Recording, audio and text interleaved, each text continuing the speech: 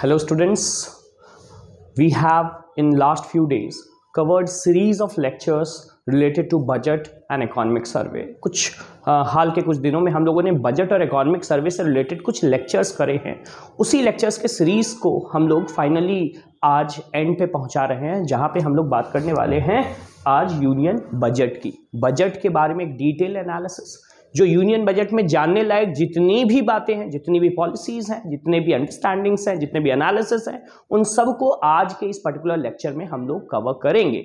But इससे पहले जो स्टूडेंट्स जो हैं प्रीवियस लेक्चर्स नहीं देखे, बिकॉज इस पर्टिकुलर बजट टर्म में है, इस बजट प्रेजेंटेशन में हम क्या देखेंगे कि कुछ ऐसे टर्म्स का यूज होगा जो कुछ टेक्निकल टर्म्स है, इकोनॉमिक्स के टर्म्स हैं, टर्म से रिलेटेड हमने वीडियोस बनाए हैं। सो अगर आप उन टर्म से वाकिफ नहीं है तो एक बार जाकर के आपको वो टर्म से रिलेटेड वीडियोस बनाना है। इसके साथ ही साथ कल हम लोगों ने इकोनॉमिक सर्वे का वीडियो बनाया था। इकोनॉमिक सर्वे के वीडियो में हम लोगों ने देखा था कि इकोनॉमिक सर्वे जो है बेसिकली जो प्रीवियस ईयर्स है उसके कंप्लीट एनालिसिस को, उसके जो प्रोग्रेशन है उसको बताता है। और अगर प्रीवियस ईयर के प्रोग्रेशन को आप समझ सकते हैं तो फ्यूचर प्रोजेक्शन जो बजट है, जो 2022-2023 का बजट है, 2022-23 का बजट है, फ्यूचर प्रोजेक्शन है, इसको समझने में आपको आसानी होगी। सो वैसे स्टूडेंट जो अभी इकोनॉमिक सर्वे का वीडियो नहीं देखे हैं वो इकोनॉमिक सर्वे के वीडियो को रिविजिट करें, और उसके बाद अगर आप बजट देखने की कोशिश करेंगे तो आपको और भी बेहतर से बजट डिटेल में समझ में आएगा। सो स्टूडेंट्स हम लोग शुरू करते हैं बजट के प्रेजेंटेशन को। सबसे पहले जो है हम बजट के बारे में, बिकॉज हम लोगों ने टेक्निकलिटीज पहले ही कवर कर रखी है प्रीवियस 2 वीडियोस में। सो हम कुछ इंटरेस्टिंग फैक्ट्स, ऐसे फैक्ट्स जो एग्जामिनेशन पॉइंट ऑफ व्यू से बहुत जरूरी होते हैं, ऐसे फैक्ट्स जो बजट की अंडरस्टैंडिंग और कुछ ऐसे फैक्ट्स जो एग्जामिनेशन में कई बार रिकरिंग क्वेश्चन बनाते हैं, वैसे फैक्ट्स का कंपाइलेशन मैंने बजट से रिलेटेड कुछ इंपॉर्टेंट कंपाइलेशन यहाँ पे बनाए हैं। हम लोग उस पर्टिकुलर पॉइंट को पहले देखते हैं। जैसे budget is prepared by budget division of the department of economic affairs of finance ministry. हम लोगों ने इकोनॉमिक सर्वे के बारे में भी बताया था कि इकोनॉमिक सर्वे कौन बनाता है, और आप जल्दी से कमेंट में बताइए कि इकोनॉमिक सर्वे कौन बनाता है। तो इकोनॉमिक सर्वे के बारे में हम लोगों ने डिटेल देखा था कि किस डिपार्टमेंट, किस डिवीजन जो है फाइनेंस मिनिस्ट्री का, कौन सा डिवीजन इकोनॉमिक सर्वे बनाता है। वैसे ही बजट का जो प्रिपरेशन होता है वो बजट डिवीजन है। देखो बजट जो है ना, ये एक साल लंबा प्रोसेस है। हमें बजट फेब में अभी आ रहा है, लेकिन बेसिकली ये प्रोसेस जो है वो जैसे ही अभी ये बजट का अभी पूरा सेशन कंप्लीट हो जाएगा और बजट फाइनली प्रेजेंट हो जाएगा, तो फिर से जो डिपार्टमेंट ऑफ बजट डिवीजन है फाइनेंस मिनिस्ट्री का, वो अगले साल के, अगले फाइनेंशियल ईयर के बजट का प्रिपरेशन शुरू कर देगा। तो it is a 1 year long process. So ये जानना जरूरी है कि फाइनेंस मिनिस्ट्री का जो डिपार्टमेंट है, कौन है department? Department of economic affairs. उसमें एक डिवीजन है, कौन सा डिवीजन है? बजट डिवीजन, जो बजट का प्रिपरेशन करता है। पहला तो ये इंपॉर्टेंट पॉइंट है, आपको याद रखना है। Finance minister Nirmala Sitharaman became the first women prime minister to present budget for the 4th time in a row. Again एक इंपॉर्टेंट पॉइंट है, इस तरह के सुपरलेटिव्स जो मैंने बताए हैं कि हमारे एग्जामिनेशन में बहुत इंपॉर्टेंट प्लेस होल्ड करते हैं। सो हम देखेंगे जो निर्मला सीतारमण है, हमारी फाइनेंस मिनिस्टर हैं, ये पहली महिला बनी है जो लगातार 4 बार बजट पेश करा है। सो ये एक इंपॉर्टेंट पॉइंट हो जाता। Next point, the first union budget of the colonial India was presented on 7th अप्रैल 1860। कई बार ये क्वेश्चन आया हुआ एग्जामिनेशन में, पहला बजट कब प्रेजेंट हुआ था? तो 1860 में 7th अप्रैल को प्रेजेंट हुआ था। और किसने प्रेजेंट करा था ये भी इंटरेस्टिंग है। किस, उस समय तो भाई हम ईस्ट इंडिया कंपनी के अंदर थे, तो ईस्ट इंडिया कंपनी ने टू द ब्रिटिश क्राउन जो है इस पर्टिकुलर बजट को प्रेजेंट करा था, and it was presented by Scottish economist जिसका एंड पॉलिटिशियन नाम था इनका जेम्स विल्सन। ये जेम्स विल्सन आपको याद रखना है कि अगर क्वेश्चन में पूछा जाए कि इंडिया का फर्स्ट बजट किसने प्रेजेंट करा था, सो और ऑप्शन में आपको जेम्स विलियन दिख रहा है, तो दैट मींस वो आपको इंडिपेंडेंट इंडिया के विषय में नहीं बता रहे हैं। सो अच्छा, ये एक क्वेश्चन आता है कि इंडिपेंडेंट इंडिया में पहली बार बजट किसने पेश करा था, उसका भी आंसर अभी हम देखने वाले हैं। लेकिन सबसे पहले जो बजट पेश करने की प्रथा है वो इंडिया में अगर हम देखें तो 1860 में ईस्ट इंडिया कंपनी के अंदर जो है ब्रिटिश क्राउन को यह बजट पेश किया गया था। किसके द्वारा? जेम्स विल्सन के द्वारा यह बजट पेश किया गया था। नेक्स्ट पॉइंट है the first union budget of independent India. तुरंत क्वेश्चन आता है कि भाई इंडिपेंडेंट इंडिया में पहली बार बजट कब पेश किया गया था? Was introduced on 22 November 1947। Students ये डेट भी इंपॉर्टेंट है, आपको 22 नवंबर भी कई बार ये डेट भी आपको एग्जामिनेशन में पूछ लिया जाता है। तो 22 नवंबर 1947 it was presented by the first finance minister. अच्छा ये क्वेश्चन भी आता भाई पहले फाइनेंस मिनिस्टर कौन है आर के शंखमुखम चेट्टी। उनका नाम क्या है? आर के शंखमुखम चेट्टी के द्वारा ये प्रेजेंट किया गया था। और एक इंपॉर्टेंट फैक्ट इस बजट के बारे में आपको ध्यान में रखना है कि इंटरेस्टिंगली, और अगर ये इंपॉर्टेंट फैक्ट आप उस समय के जो जियोपॉलिटिकल सिचुएशन है, स्पेशली जो इंडिया के स्ट्रैटेजिक सिचुएशन है, इससे रिलेट कर सकते हैं। Interestingly 46% of the budget which was about rupees 92.74 crore rupees were allocated for the defence services department. उस बजट का, पहले बजट का 46% जो है वो बेसिकली जो है वो डिफेंस डिपार्टमेंट के तरफ जो है अलॉट हुआ था। तो आप समझ सकते हैं उस समय का सिचुएशन क्या था। इंडिया इंडिपेंडेंट हुआ था पाकिस्तान के साथ, कश्मीर इशू थे, बहुत सारे इश्यूज के कारण जो है उस समय 46% ऑफ द बजट एलोकेशन जो है वो डिफेंस के लिए किया गया था। ये भी एक इंटरेस्टिंग, कई बार पूछ लिया जाता है कि जो फर्स्ट बजट था उसमें सबसे ज्यादा, और ऑप्शन में एग्रीकल्चर भी वो डाल के रखेंगे, हेवी इंडस्ट्रीज डाल के रखेंगे, तो आपको याद रखना है कि 46% अबाउट, अगर हम देखें 50% जो है, आधा का बजट जो है वो हमारे डिफेंस एक्सपेंडिचर के ऊपर देखा गया था। तो ये एक इंपॉर्टेंट पॉइंट है। ये बेसिकली उसका पर्सनल जो है एक जर्नल है, एक पेपर, न्यूज़पेपर है इंडिया फर्स्ट बजट के विषय में। नाउ अब कुछ और फैक्ट हम बजट से रिलेटेड देख सकते हैं। अगेन कुछ इंटरेस्टिंग फैक्ट्स हैं, जैसे कि the budget was leaked in 1950। 1950 में बजट की जो परंपरा है, ये परंपरा कैसे बनी? आज जो हम बजट देख रहे हैं, जैसे अभी हम देखें डिजिटल बजट पेश हुआ था, पेपरलेस बजट इसको कह सकते हैं। लास्ट ईयर भी हुआ था, इस बार भी हुआ था। तो ये पेपरलेस बजट तो आया, लेकिन इससे पहले जिस फॉर्मेट में बजट पेश होता था वो कैसे डेवलप हुआ, ये परंपरा कैसे बनी, इसको देख रहे हैं। So the budget was first leaked in 1950 में बजट लीक हो गया था। Following which the government shifted the printing of the budget from Rashtrapati Bhavan to a press at Minto road. So Rashtrapati Bhavan से मिंटो रोड के एक प्रेस के तरफ शिफ्ट कर दिया गया बजट का प्रिंटिंग। लेकिन आज उसके बाद जो है ये फिर से शिफ्ट हो गया to a government press in North Block. North Block में फिर से इसको शिफ्ट कर दिया गया लास्टली, और वहां से प्रिंट हुआ, और अब तो डिजिटल बजट ही हो रहा है पेश। Now, since 1955-56, the budget document are printed in both English and Hindi। इसका मतलब क्या? फाइनेंशियल ईयर 1955-56 से पहले बजट का जो बेसिकली प्रिंटिंग होती थी वो केवल इंग्लिश लैंग्वेज में होती थी। लेकिन 1955-56 के बाद अगर ये क्वेश्चन आता है कि हिंदी में भी बजट का प्रिंट होने लगा, तो दैट ईयर इज 1955-56।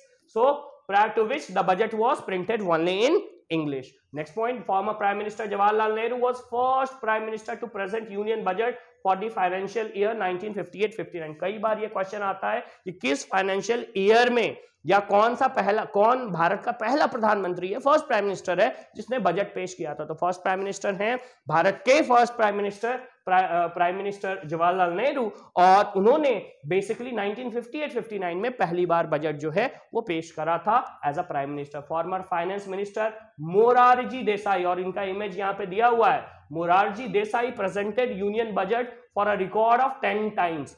10 बार सबसे अधिक जो है बजट पेश करने का जो रिकॉर्ड है मोरारजी देसाई में है, और देसाई का है। और अगर उसके बाद हम देखें 9 बार बजट किसने पेश किया है, तो वो है हमारे पी चिदम्बरम। सो बेसिकली आपको ये याद रखना, मोरारजी देसाई का जो नाम है वो आपको याद रखना है कि सबसे अधिक बार इन्होंने बजट पेश करा था। In the year 2017 the rail budget was merged with union budget. ये भी एक इंपॉर्टेंट लैंडमार्क है। 2017 में रेल बजट को मर्ज कर दिया गया। बेसिकली इससे पहले रेल बजट अलग पेश होता था, लेकिन अब मर्ज कर दिया गया है।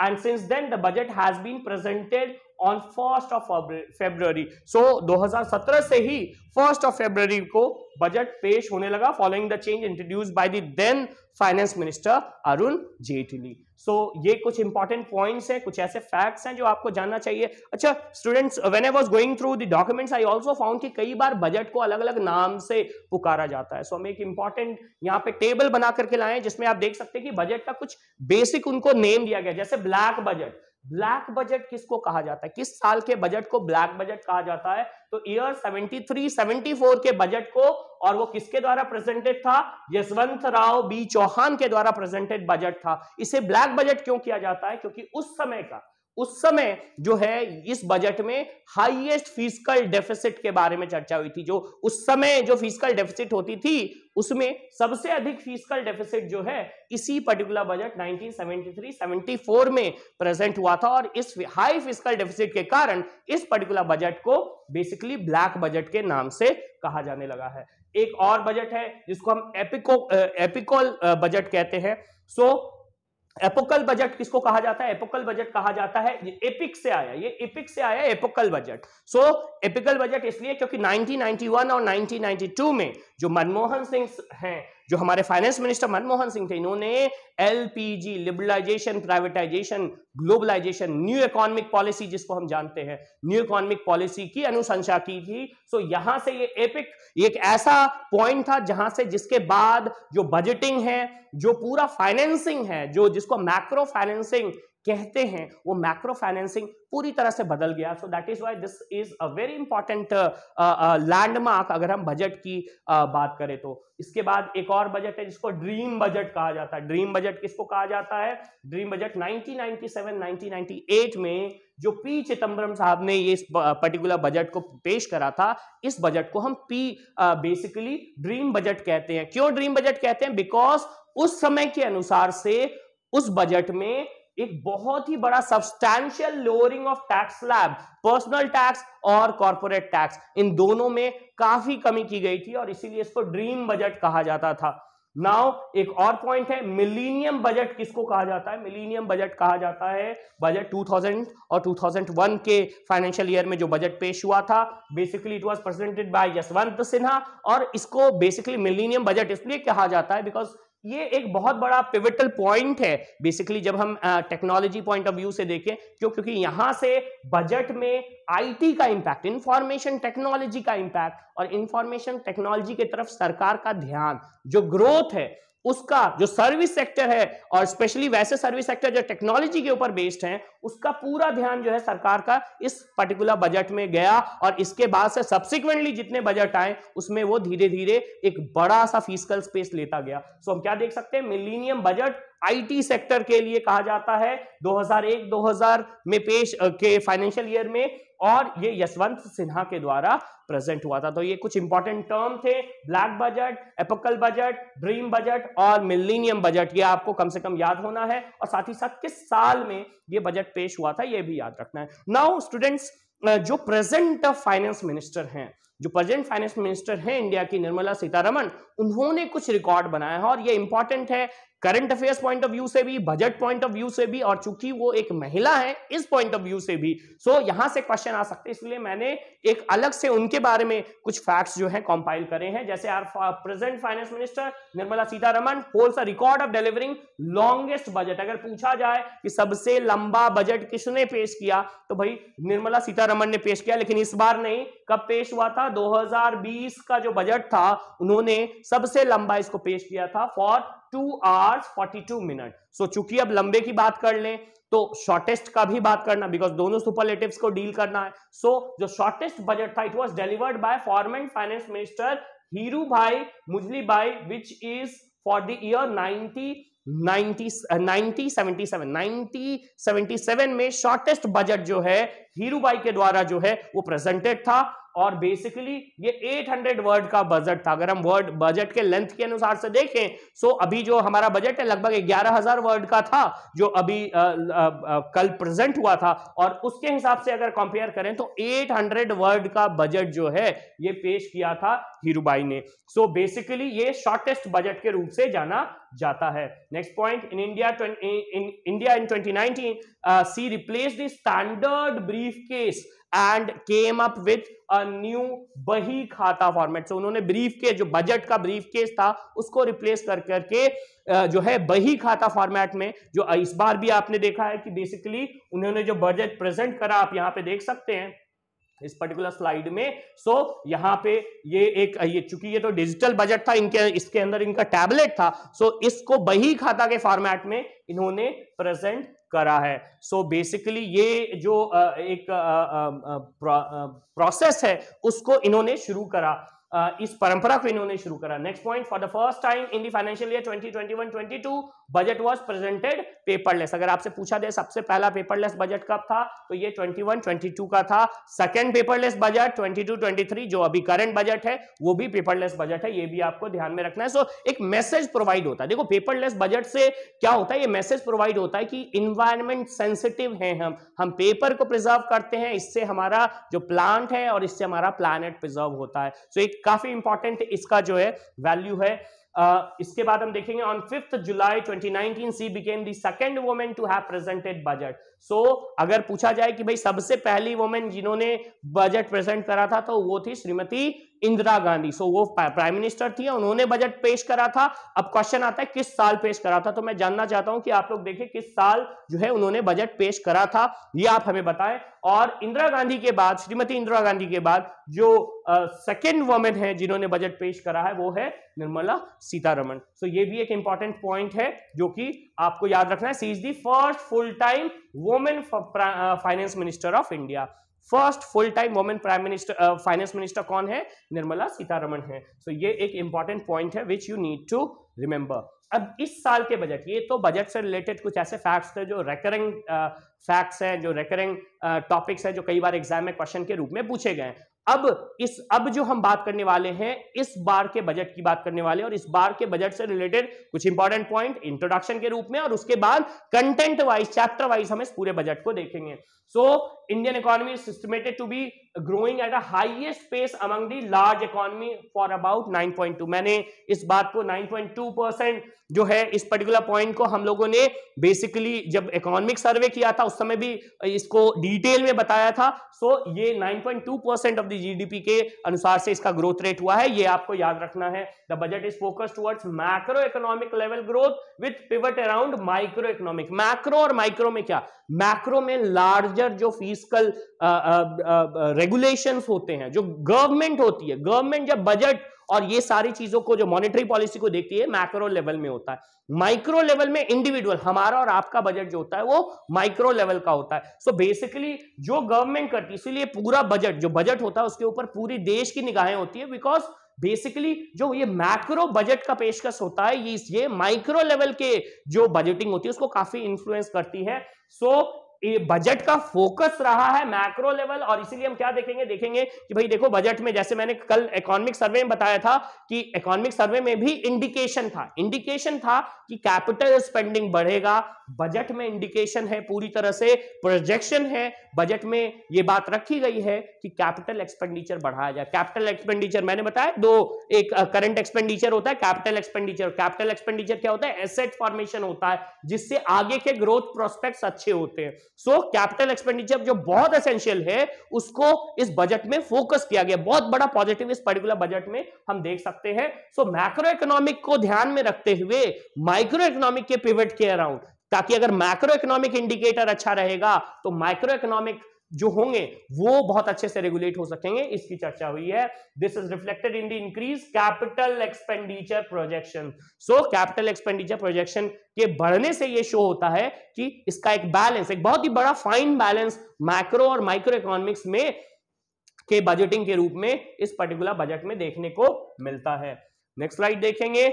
नाउ अब यहां से कुछ बजट के बारे में, जो इंट्रोडक्शन जिसको हम कह सकते हैं, जो सबसे पहला डॉक्यूमेंट होता है, जो सबसे पहला पॉइंट होता है बजट में, हम देखते हैं कि भाई कहां से बजट में पैसा आ रहा है, कहां पैसा जा रहा है। तो मैंने बात करी थी, मैंने आपको बताया था रिसीप्ट्स के बारे में, मैंने आपको बताया था एक्सपेंडिचर के बारे में, मैंने आपको बताया था रेवेन्यू रिसीट्स के बारे में और कैपिटल रिसीट्स के बारे में, मैंने बताया था रेवेन्यू एक्सपेंडिचर और कैपिटल एक्सपेंडिचर के बारे में। इन टर्म के बारे में मैं फिर कह रहा हूं, जिनको कुछ अगर लग रहा है कि मुझे रेवेन्यू रिसीट्स या कैपिटल रिसीट्स के बीच में डिफरेंस नहीं समझ में आ रहा है, वीडियो है, लास्ट वीडियो को जाके रिविजिट करें, डिटेल से इस पर्टिकुलर टर्म को बताया गया है। सो अभी मैं इन शॉर्ट बता देता हूं, जब हम रिसीट्स की बात करते हैं तो ये रिसीविंग है, जो गवर्नमेंट के पास पैसा आता है और जब पैसा आएगा उसको गवर्नमेंट खर्च करती है, सो उसको हम एक्सपेंडिचर कहते हैं। सो एक बड़ा इंटरेस्टिंग सा डेटा यहां पे दिया गया है। अगर हम 1 रुपए के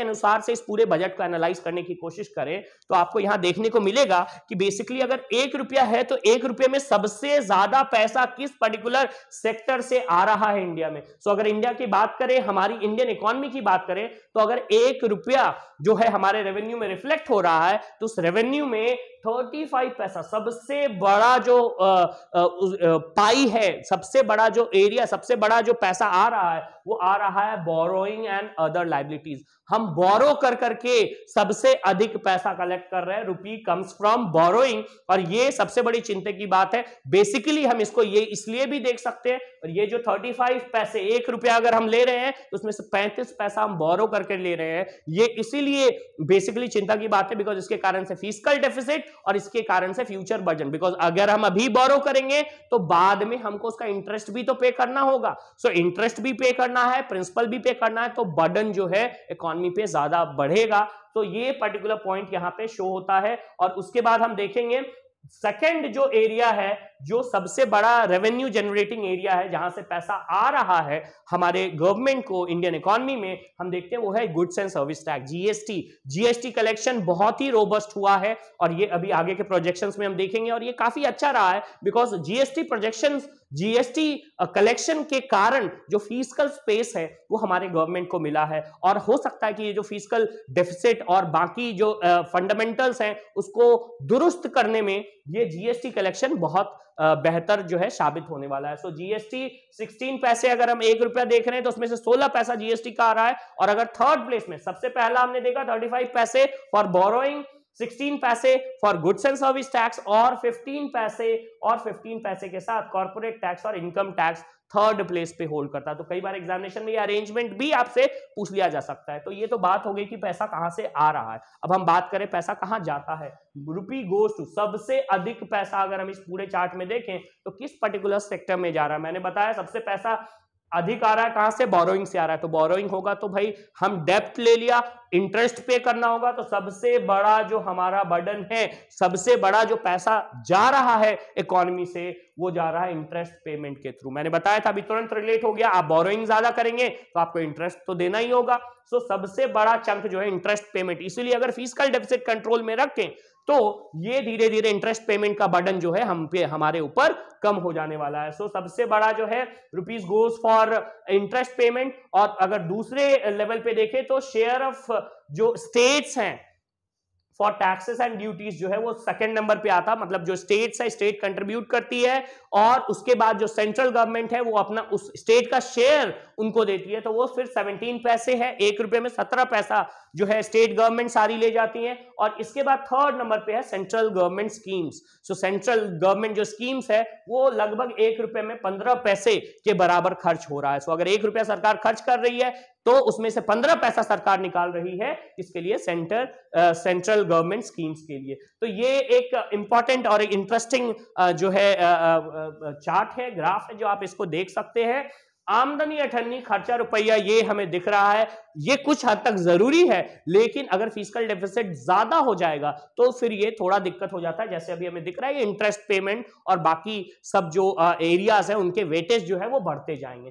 अगर हम सेंट्रल गवर्नमेंट की एक्सपेंडिचर की बात करें बजटरी एस्टिमेट में 2022-2023 के लिए, 2022-2023 के लिए एस्टिमेट ये तो बताया गया कि कहां से आ रहा है, लेकिन अब बताया जा रहा है कि अगर एस्टिमेट इस साल का प्रोजेक्शन क्या है, तो इस साल के प्रोजेक्शंस में इन करोड़, ये सारे डेटा जो है करोड़ में है। हमें क्या दिखता है कि सबसे बड़ा जो एक्सपेंडिचर है, सबसे बड़ा जो खर्च दिखाया जा रहा है सेंट्रल गवर्नमेंट एक्सपेंडिचर, वो दिखाया जा रहा है आपको डिफेंस सेक्टर में 3,85,000 करोड़ रुपीस का खर्च जो है डिफेंस सेक्टर में। इंपॉर्टेंट पॉइंट है, आपको याद रखना, टू बी एग्जैक्ट 3,85,370 करोड़ जो है वो डिफेंस सेक्टर में बजटरी एस्टिमेट्स में डाला हुआ है। और अगर हम फिर उसके बाद कुछ इंपॉर्टेंट एरियाज देखें तो जैसे मेजर सब्सिडीज, जो गवर्नमेंट सब्सिडीज प्रोवाइड करती है, सब्सिडीज का भी एक बहुत मेजर बर्डन होता है। 3,17,000 के बराबर सब्सिडीज का बर्डन है। ट्रांसफर्स टू स्टेट की बात करें, स्टेट गवर्नमेंट को जो अभी मैंने बात करी थी, जो बेसिकली ये जो यहाँ एक पैसे में दिखाया गया,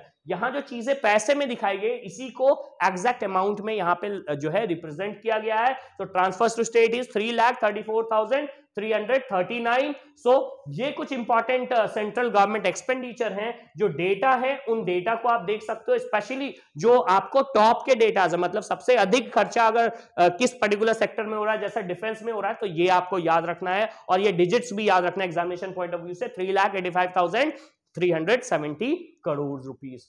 सो ये है। इसके बाद अगर हम बजट की, बिकॉज ये एक बहुत इंपॉर्टेंट चार्ट हो जाता है जहां पे हम पूरे रिसीप्ट्स और एक्सपेंडिचर को देखते हैं, और रिसीप्ट्स एक्सपेंडिचर को देखेंगे और इसके बीच के गैप को देखेंगे तो हमें समझ में आ जाएगा फिस्कल डेफिसिट कहां है। अगर हम देखें कि जो गवर्नमेंट का रेवेन्यू है, अगर हम गवर्नमेंट की रेवेन्यू की बात करें और रिसीप्ट्स में अगर हम बात करें रेवेन्यू की, तो गवर्नमेंट की रेवेन्यू जो है लगभग यहां पे 22 लाख करोड़ के आसपास आ रहा है, 22 लाख करोड़। और यहां पे अगर हम कैपिटल रिसीट्स देखें, रेवेन्यू रिसीट्स देखें तो 22 लाख करोड़, कैपिटल रिसीट्स देखें तो 17 लाख करोड़ के आसपास कैपिटल रिसीट्स गवर्नमेंट का आ रहा है। लेकिन अगर एक्सपेंडिचर की बात करें, देखो यार रेवेन्यू जो है 22 लाख करोड़ आ रहा है, लेकिन अगर हम रेवेन्यू एक्सपेंडिचर की बात करें तो ये 31,94,663, मतलब 22 लाख करोड़ जो है रेवेन्यू आ रहा है, रेवेन्यू रिसीट्स आ रहा है, और जो रेवेन्यू एक्सपेंडिचर हो रहा है वो कितना हो रहा है 31।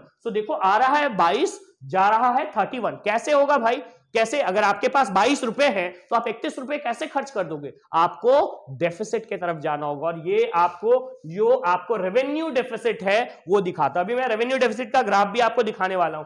सो ये आपको अब समझ में आ रहा होगा कि क्यों, कैसे हो रहा है, ठीक है। ये रेवेन्यू डेफिसिट आपको यहां पे दिखाया जा रहा है इस पर्टिकुलर ईयर के लिए, जो बजटरी एस्टिमेट है 2022-2023 में। अगर हम 2021-22 के रिवाइज एस्टिमेट को देखें, जो अभी करंट फाइनेंशियल ईयर जो चल रहा है उसके रिवाइज एस्टिमेट को देखें, तो हम क्या देखेंगे कि 20,78,000 के आसपास हमारा रिसीट्स है और 31,67,000 के आसपास हमारा रेवेन्यू। फिर 20 लाख है, 20 रुपए है आपके पास, लेकिन खर्च आप 31 रुपए कर रहे हैं। फिर से जो है लगभग 11 लाख करोड़ का जो है आपका जो रेवेन्यू डेफिसिट है। सिमिलरली हम कैपिटल के साथ भी देख सकते हैं, कैपिटल एक्सपेंडिचर जो है और कैपिटल जो आपका रिसीट्स है, इसके बीच में भी हम डिफरेंस देख सकते हैं। अगर हम देखें तो कैपिटल रिसीट्स है 17 लाख करोड़, और अगर हम बात करें कैपिटल एक्सपेंडिचर की तो वो है आपका 7,50,246 करोड़। तो यहां पे बेसिकली आपको क्या दिख रहा है, कैपिटल रिसीट्स ज्यादा है और कैपिटल एक्सपेंडिचर कम है, और वो थोड़ा सा ऑफसेट करता है, ये थोड़ा सा ऑफसेट करता है बेसिकली इस पर्टिकुलर। अगर हम ओवरऑल टोटल फिस्कल डेफिसिट की बात करें तो हम इसको और भी डिटेल में देखेंगे आगे के स्लाइड्स में।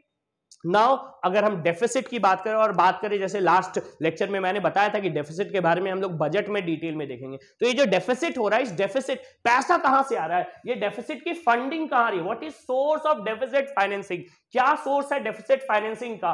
तो यहां डिफरेंट सोर्स दिखाया जा रहा है, जैसे ये जो आपको ये पर्पल लाइन से ये लाइन दिखाया जा रहा है, ये मार्केट बोरोइंग दिखाया जा रहा है, और 2020-21 से लेकर के 2022-23 तक का जो अपकमिंग हमारा फाइनेंशियल ईयर है उसका भी एस्टिमेट बताया जा रहा है। और बताया जा रहा है कि देखो मार्केट बोरोइंग जो है एक बहुत इंपॉर्टेंट चंक रहा है। मार्केट बोरोइंग जो है हम बहुत इंपॉर्टेंटली मार्केट से पैसा उठा रहे हैं, और इसके साथ ही साथ हम क्या देख सकते हैं कि सिक्योरिटीज अगेंस्ट स्मॉल सेविंग्स, जो स्मॉल सेविंग्स है उसके अगेंस्ट जो सिक्योरिटी गवर्नमेंट प्रोवाइड करती है, इससे ये भी समझ में आता है जो बॉन्ड गवर्नमेंट है, गवर्नमेंट बेसिकली जो डेफिसिट फाइनेंसिंग कर रही है, गवर्नमेंट बेसिकली बॉन्ड निकाल करके भी डेफिसिट फाइनेंसिंग करने का सोच रही है आगे के प्रोजेक्टेड ईयर के लिए। बिकॉज आप देख सकते हैं ये येलो ग्राफ पहले लास्ट ईयर में और इस ईयर में इसका ग्रोथ देख सकते हैं। सो बेसिकली ये भी गवर्नमेंट, और ये पर्टिकुलर जो लार्ज येलो ग्राफ दिख रहा है वो बेसिकली आपको कोरोना पीरियड दिख रहा है, वो दिख रहा है, वो हर ग्राफ में आपको कोरोना का इंपैक्ट दिख जाएगा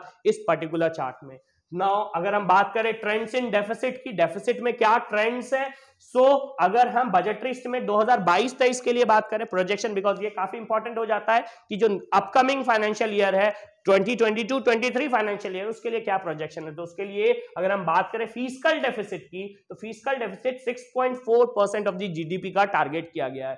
और अगर हम अभी के जो रिवाइज एस्टिमेट की बात करें, अभी जो करंट ईयर चल रहा है 2021-22 की बात करें, तो fiscal deficit it is about 6.9% of the GDP. थोड़ा सा जो हमारा बेसिकली प्रोजेक्शन था, उस प्रोजेक्शन से वो थोड़ा 6.8 हमने प्रोजेक्शन रखा था, और वो जो 0.1% ज्यादा होकर के 6.9% के आसपास आ रहा है ना। अगर इसी तरह से हम बात करें रेवेन्यू डेफिसिट, अभी मैंने बताया था रेवेन्यू जो रिसीट्स है और रेवेन्यू एक्सपेंडिचर के में जो डिफरेंस है, हम देखें हमारा टारगेट क्या था। हमारा टारगेट था, हमने ये देखा था 5.1% रेवेन्यू डेफिसिट होगा, लेकिन मैंने जैसा बताया कि जीएसटी कलेक्शन बहुत बेहतर हुआ है, कुछ अदर टैक्सेस कलेक्शन भी, इनडायरेक्ट टैक्सेस कलेक्शन और डायरेक्ट टैक्सेस कलेक्शन में सुधार हुआ है, और इसके कारण से हम क्या देख सकते हैं, हमारा भाई टारगेट था 5.1%, हमने अचीव बेहतर करा, अच्छा करा, 4.7 जो है रेवेन्यू डेफिसिट यहां हुआ है। मतलब जो टारगेट किए थे उससे कम में ही हम लोगों ने अचीव कर लिया, which is very good for the economy.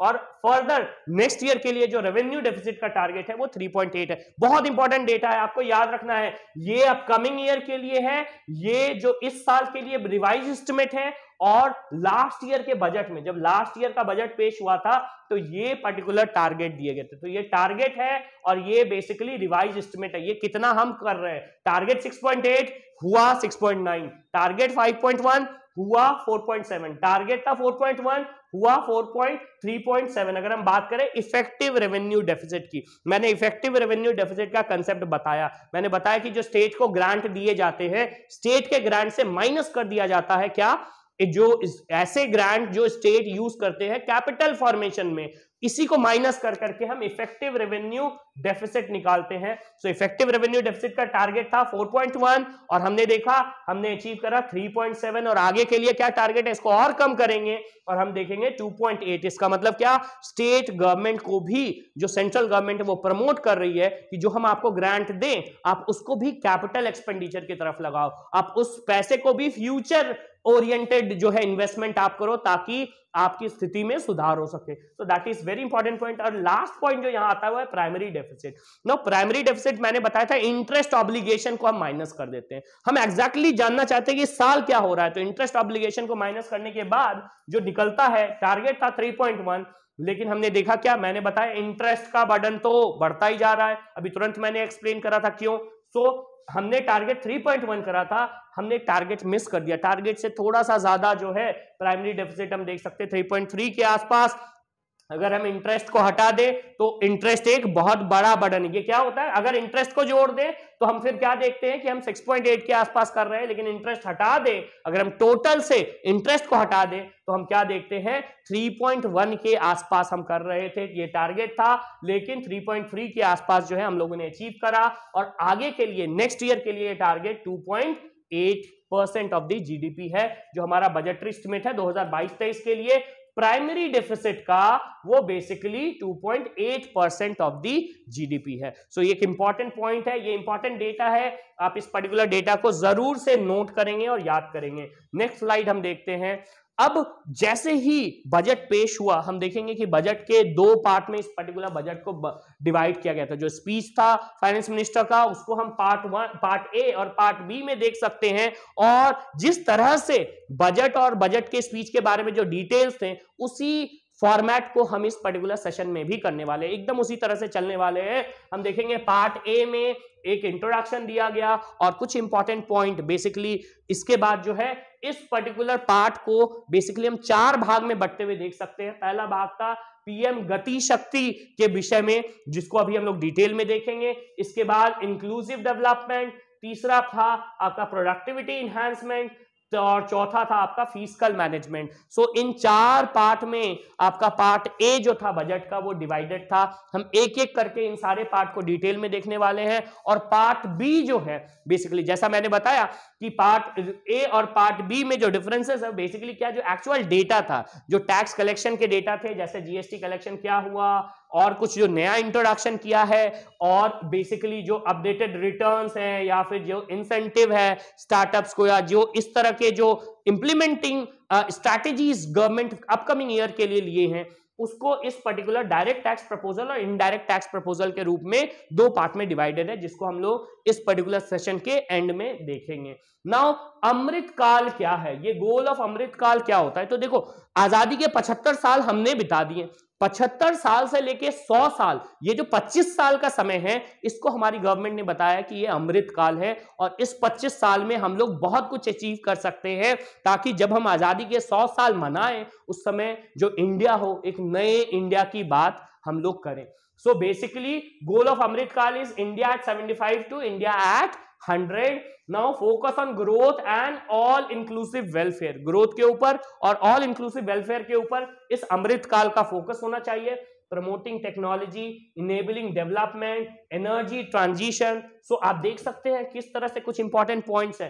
Technology को प्रमोट करना है, डेवलपमेंट, ग्रोथ के साथ साथ ग्रोथ का डिलीवरेंस भी होना चाहिए, डेवलपमेंट होना चाहिए, एनर्जी ट्रांजिशन और क्लाइमेट एक्शन। ये चार इंपॉर्टेंट पिवट बताए गए हैं इस पर्टिकुलर 25 साल के लिए, एनर्जी बेसिकली अमृत काल के लिए। Vicious cycle starting from private investment and crowded by public capital investment. बताया गया है कि भाई देखो ये कैसे अचीव करेंगे, इसके लिए हमें प्राइवेट इन्वेस्टमेंट का एक पर्टिकुलर साइकिल डेवलप करना होगा, जो कि सप्लीमेंट होगा किसके द्वारा? पब्लिक इन्वेस्टमेंट के द्वारा। और इन सारी को करने के लिए, इस अमृत काल को अचीव करने के लिए जो 25 साल का समय है, इसको हम 4 बेसिक प्रायोरिटी लेवल पे डिवाइड कर सकते हैं, जिसके ऊपर ये अभी हमारा सेशन भी होगा, हम देखेंगे। सबसे पहले इन्होंने रखा है पीएम गति शक्ति। अभी हम बात करेंगे पीएम गति शक्ति क्या है, पहले 4 प्रायोरिटीज आप देख लेंगे। पहला पीएम गति शक्ति, दूसरा इंक्लूसिव डेवलपमेंट। डेवलपमेंट ऐसा होना चाहिए कि सबको लेकर के, साथ लेकर के जो है, जो उस समय फाइनेंस मिनिस्टर ने इस शब्द सबका साथ सबका विकास की भी चर्चा करी थी, तो वो आप इंक्लूसिव डेवलपमेंट में देख सकते हो।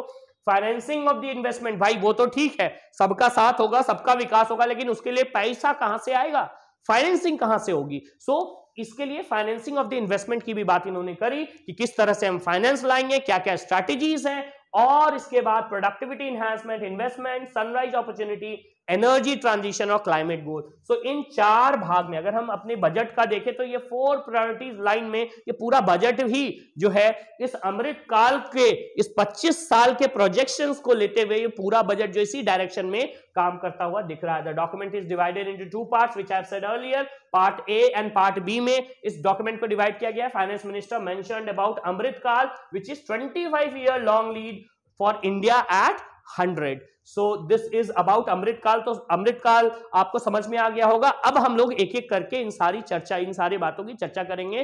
पीएम गति शक्ति, प्राइम मिनिस्टर गति शक्ति क्या है, पहले इसको समझो, पढ़ो इसको। प्राइम मिनिस्टर गति शक्ति is a transformative approach for economic growth of sustainable development. So economic growth sustainable development के साथ होना है। सो गति के साथ एक ऐसी शक्ति भी होनी है जो मेंटेन करके रखे। इकोनॉमिक ग्रोथ तो हो, लेकिन इकोनॉमिक ग्रोथ शॉर्ट टर्म नहीं हो, लॉन्ग टर्म हो। सस्टेनेबल डेवलपमेंट के ऊपर इसका फोकस है। The approach is driven by 7 engine. अगर ये पोटेंशियल क्वेश्चन है, पीएम गति शक्ति में कौन कौन से 7 इंजन्स के बारे में कहा गया है, मतलब ये जो गति है, ये जो व्हीकल है ग्रोथ का, ये 7 इंजन्स के थ्रू जो है वो बेसिकली ट्रैवल करता है। Namely road, railways, airport, port, mass transport, waterway and logistic. समझ में आया? इसको आप अपने नोटबुक में नोट करेंगे। 7 बेसिकली इंजन्स बताए गए हैं। कौन से हैं वो 7 इंजन्स पीएम गति शक्ति के?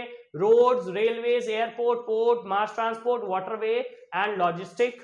सो ये 7 बेसिकली जो आपको पीएम गति शक्ति के इंजन्स के रूप में बताया गया है। All 7 engines will pull forward the economy in unison. एक साथ ये सातों, अगर हम रोडवेज दुरुस्त करें, रेलवेज दुरुस्त करें, airports, ports, mass transport, waterways और जो लॉजिस्टिक इंफ्रास्ट्रक्चर, अगर इसको हम दुरुस्त करके रखें तो जो इकोनॉमिक ग्रोथ है वो बाय लीप्स एंड बाउंड्स होगा। It is going to act as catalyst for the economic growth. So ये यहां कहा गया है। ₹20,000 crore to be provided for national highway network expansion. Important point है। एग्जाम में पूछा जा सकता है हाईवे नेटवर्क एक्सपेंशन के लिए कितना रुपया दिया गया है, तो इट इज 20,000 करोड़ रुपीस जो है दिया गया है। Multi modal logistic park at 4 location. इस कोरोना में हमने देखा क्या कि अगर इंडिया में हमारा लॉजिस्टिकल सपोर्ट और लॉजिस्टिकल नेटवर्क जो चीजें हैं, जो फ्लाइट्स हैं, इनका मूवमेंट, इसका नेटवर्क बड़ा अच्छा होता तो शायद कोरोना का जिस तरह से इंपैक्ट हुआ है या इस एपिडेमिक का इंपैक्ट हुआ है नहीं होता। इसके अलावा भी अगर हम ग्रो करना चाहते हैं तो हमें बेसिकली इस मल्टी मॉडल लॉजिस्टिक अप्रोच को साथ में लेकर के चलना होगा और इसी को ध्यान में रखते हुए 4 जगह पे, जो कि अभी इसके लिए फॉर पीपीपी मॉडल के अंतर्गत जो है टेंडर दिया जाएगा और 4 ऐसे जगह पे मल्टी मॉडल लॉजिस्टिक पार्क जो है वो लगाए जाएंगे। इसके बाद कवच इनिशिएटिव की बात की गई है। कवच इनिशिएटिव किससे रिलेटेड है, एग्जाम में आ सकता है, रेलवे से रिलेटेड है। और क्या है, रेलवे का लगभग 2000 किलोमीटर का जो एरिया है उसको कवच के अंदर डाला जाएगा। बेसिकली ये एक तरह का पायलट प्रोजेक्ट आप कह सकते हैं। बेसिकली इसमें टेस्टिंग क्या होगी, इनहैंस जो रेलवेज हैं उनमें जो इनहैंस सिक्योरिटी मेजर्स हैं वो इस पर्टिकुलर 2000 लॉन्ग स्ट्रेच में लगाए जाएंगे। इसके साथ ही साथ यहां पे जैसे वाईफाई और जो डिफरेंट नेटवर्क्स हैं थ्रू आउट ये 2000 किलोमीटर का जो स्ट्रेच है उसको डाला जाएगा। तो ये कवच इनिशिएटिव भी रेलवे से रिलेटेड यहां पे डाला गया है। 100 PM Gati Shakti cargo terminal for multi modal logistic park to be develop during next 3 years. अभी बात की गई है मल्टी मॉडल लॉजिस्टिक पार्क की, जो कि बेसिकली 4 लोकेशंस पे लगाया जाएगा और इसी के लिए 100 PM Gati Shakti cargo terminal भी बनाया जाएगा। 100 कार्गो टर्मिनल्स बनाए जाएंगे इसी मल्टी मॉडल लॉजिस्टिक पार्क के लिए। इसके बाद national ropeway development programme by name of Parvatmala, by name of Parvatmala जो है एक नेशनल रोपवे डेवलपमेंट भी गवर्नमेंट ने प्रोजेक्ट करा है और basically contract for 8 ropeway projection for length of 60 kilometre to be awarded. 2022-23 में 8, ये इंपॉर्टेंट पॉइंट है, आपको याद रखना है। पर्वतमाला क्या है, ये एक रोपवे है। रोपवे आपने देखा होगा पहाड़ों पे होता है, जो बेसिकली रोप्स लगे रहते हैं और उस पे बॉक्सेस में और जो डिफरेंट, उसको कार कहते हैं, डिफरेंट कार्स में, रोप कार्स में लोग बैठ करके ट्रैवल करते हैं, जैसा कि हमारे राजगीर में हमें दिखता है। तो वैसे ही ये जो रोपवे प्रोजेक्ट्स है for the length of 60 kilometre के लिए जो है उसको अवार्ड किया जाएगा sustainable alternative to conventional road. इससे क्या होगा कि जो रोड्स एक्सीडेंट्स होते हैं, जो पहाड़ों पे लोगों को जाना और पहाड़ों पे ट्रैवल करना बहुत रिस्की होता है, लैंडस्लाइड्स होता है, उससे बचा जा सकेगा। साथ ही साथ पॉल्यूशन से भी बचा जा सकेगा। Improve connectivity and convenient for commuters, cover congestion in urban areas, जो अर्बन एरियाज में कंजेशन होता है ट्रांसपोर्ट के कारण वो भी बचेगा और टूरिज्म तो ऑब्वियसली इससे प्रमोट होगा। तो पर्वतमाला जो प्रोजेक्ट है नेशनल रोपवे प्रोजेक्ट है, इंपॉर्टेंट है, आपको याद रखना है। पीएम गति शक्ति national master plan for world class modern infrastructure, जो इंफ्रास्ट्रक्चर है अगर वो बेहतर होगा तो ग्रोथ जो है ऑब्वियसली बेहतर होने वाला है। सो इसमें completing 25,000 kilometre national highway in 2023, ये टारगेट आपको याद रखना है। 25,000 किलोमीटर का नेशनल हाईवे जो है 2022-23 में टारगेट किया गया है कि अचीव किया जाएगा। यूनिफॉर्म लॉजिस्टिक इंटरफेस प्लेटफॉर्म, अभी तुरंत मैंने इसकी चर्चा करी थी।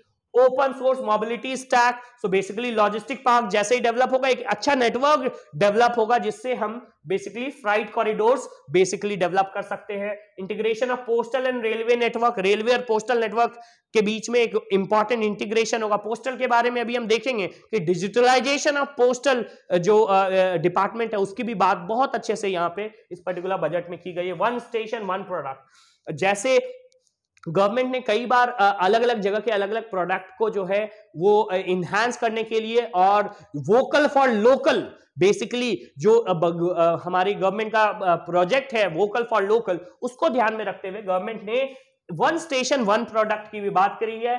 400 new generation Vande Bharat train और इसी के लिए 400 वंदे भारत ट्रेन जो है को निकालने की भी बात की गई है। Multi modal connectivity between urban transport and railway station, national ropeway development which is seen over here और capacity building for infrastructure project. So अगर हम पीएम गति शक्ति की बात करें तो ये जो इंफ्रास्ट्रक्चर प्रोजेक्शंस है 2022-23 के लिए 7 इंजन्स है इसके और इसके डिटेल्स हैं जो आपको याद रखना। सारे डिटेल्स बहुत जरूरी है आपके एग्जामिनेशन पॉइंट ऑफ व्यू से। नेक्स्ट स्लाइड देखते हैं। नाउ सेकेंड पॉइंट मैंने बताया था 4 पॉइंट में, 4 इंपॉर्टेंट पॉइंट में डिवाइडेड है। सेकेंड है इंक्लूसिव डेवलपमेंट। इंक्लूसिव डेवलपमेंट में जो है, चाहे हम एग्रीकल्चर की बात करें, एग्रीकल्चर में बहुत डिटेल चीजें जो है इस हमारे बजट में डिस्कस्ड है। अगर हम ड्रिंकिंग वाटर की बात करें, हेल्थ एंड सैनिटेशन की बात करें, हम सारी चीजों को इस पर्टिकुलर इंक्लूसिव डेवलपमेंट में देखने वाले हैं। सबसे पहले हम एग्रीकल्चर से शुरुआत करेंगे। सो अगर एग्रीकल्चर में देखें तो agriculture and food processing resilient growth despite pandemic. जैसा कि मैंने कल के लेक्चर में बताया था कि पैंडेमिक के बाद भी, कोरोना पैंडेमिक के बाद भी एग्रीकल्चर का ग्रोथ जो है काफी अच्छा रहा है। और ये मौका मिला, बेसिकली मैंने बताया आपदा में अवसर की बात आई कि हम एग्रीकल्चर को और भी अच्छे से जो है चैनलाइज कर सकते हैं और उसके ग्रोथ को मल्टीप्लाई कर सकते हैं। Record food grain production and enhance procurement, 2.37 lakh direct payment of MSP to 163 lakh farmers. 2.37 lakh जो करोड़ जो है वो डायरेक्ट पेमेंट एमएसपी का किया जाएगा 2022-23 में टू 163 लाख फार्मर्स को। Promoting chemical free natural farming. Basically आपको लगेगा ये सारी बातें मैंने आपको कल के इकोनॉमिक सर्वे में भी बताई थी, तो वो इससे भी रिलेटेड है। इसलिए मैं कई बार कहता हूं इकोनॉमिक सर्वे अगर आप पढ़ोगे तो बजट बहुत अच्छे से समझ में आ जाएगा आपको। Promoting post harvest value addition. Post harvest में जो बेसिकली प्रोडक्ट के वेल कीपिंग और प्रोडक्ट को साइंटिफिकली पैकेजिंग और प्रोसेसिंग की बात है, प्लस ट्रांसपोर्ट की बात है, उस पर भी यहां पे चर्चा की गई है। Consumption and branding of millet products, delivery of digital and high tech services to farmer through PPP mode.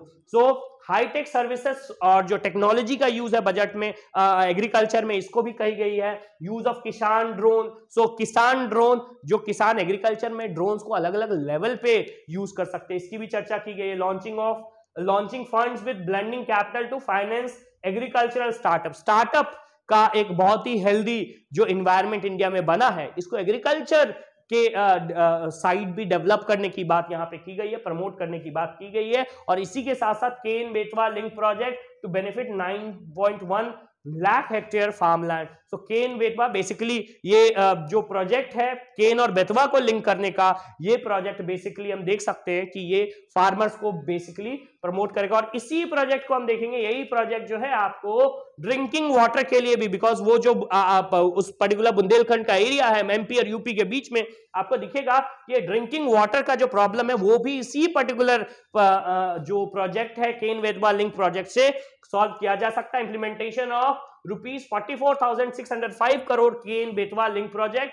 benefiting 9.08 lakh hectare of farmland, providing drinking water to 62 lakh people। 62 lakh people को ड्रिंकिंग वाटर प्रोवाइड किया जाएगा। और साथ ही साथ इसी project से generation of 130 megawatt power bye solar and hydro, ये भी यहां पे किया जाएगा। और इसके साथ साथ यहां पे 5 ऐसे और प्रोजेक्ट, यहां तो डिटेल में बजट में हमें इस प्रोजेक्ट केन बेतवा लिंक प्रोजेक्ट के बारे में बताया गया है, लेकिन 5 ऐसे और प्रोजेक्ट हैं जो पाइपलाइन में हैं। The projects are like Damanganga, Pinjal, Par, Tapi, Narmada, Godavari, Krishna, Krishna Pennar and Pennar Kaveri. ये 5 प्रोजेक्ट अभी पाइपलाइन में है, जो बेसिकली ना सिर्फ एग्रीकल्चर पॉइंट ऑफ व्यू से, बट हम देखेंगे इंक्लूसिव डेवलपमेंट में यही होता है, जो आप बेसिकली कोई भी काम करते हैं उसका मल्टीपल डायमेंशन होता है। एग्रीकल्चर भी अच्छा होगा, ड्रिंकिंग वाटर भी प्रोवाइड होगा, हाइड्रो इलेक्ट्रिसिटी भी जनरेट होगा, तो ये सारी चीजें यहां पे ध्यान में की गई। और क्या है, promotion of chemical free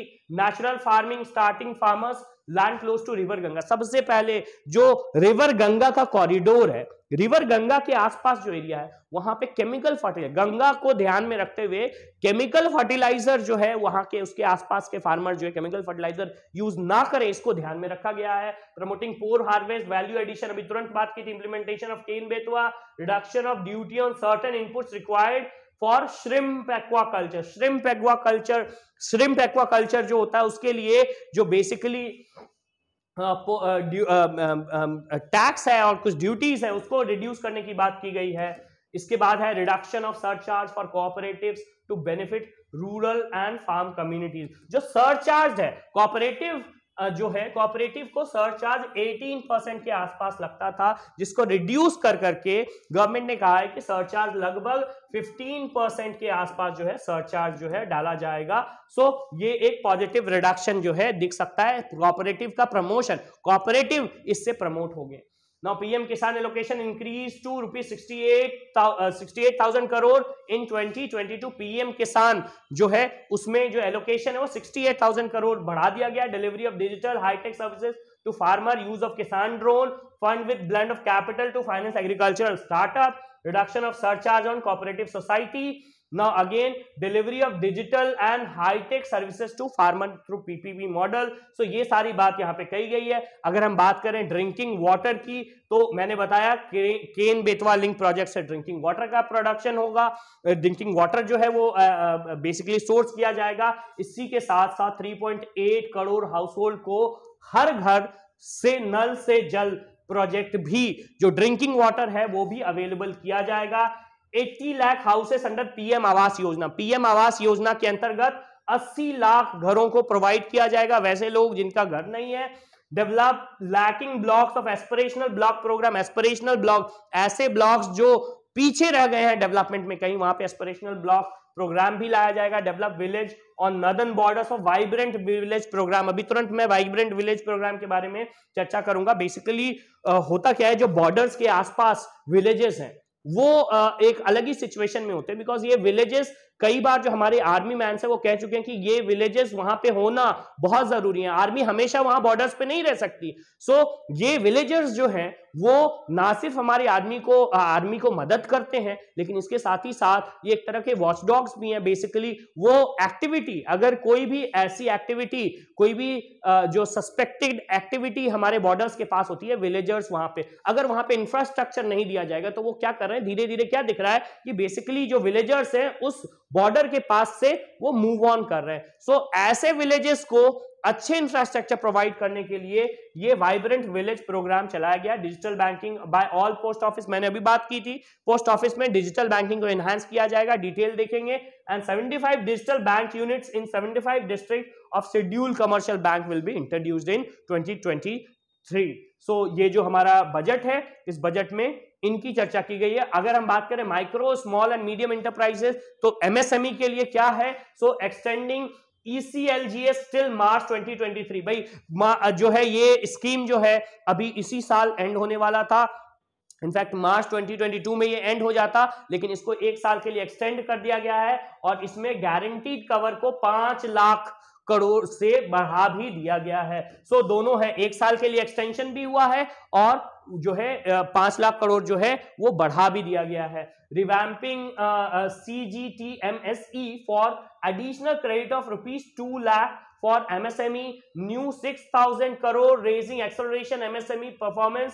so RAMP programme जो है raising and accelerating MSME performance programme में 6,000 करोड़ का जो है एडिशनल बूस्ट दिया जाएगा और इसके साथ इंटरलिंकिंग ऑफ उद्यम, ई-श्रम, NCS और असीम पोर्टल, जो डिफरेंट पोर्टल्स हैं जिसमें MSME जो सेक्टर्स के उद्यमी हैं वो बेसिकली रजिस्टर करते हैं, उनमें सीमलेस जो है वो नेविगेट कर सके, इसके कारण से इन सारे पोर्टल को इंटरलिंक किया जाएगा। तो MSME में ये एक इंपॉर्टेंट पॉइंट है। Increase tax deduction limit on employer contribution to NPS national pension scheme में जो टैक्स डिडक्शन बेसिकली लिमिट है उसको इंक्रीज किया जाएगा। State government employ thus benefiting bringing parity between states and central government employ. तो state government और central government employ के बीच में जो ये डिफरेंस था उसको फिर पैरेलल किया जाएगा। Significant allocation under various PLI schemes for 2022-23।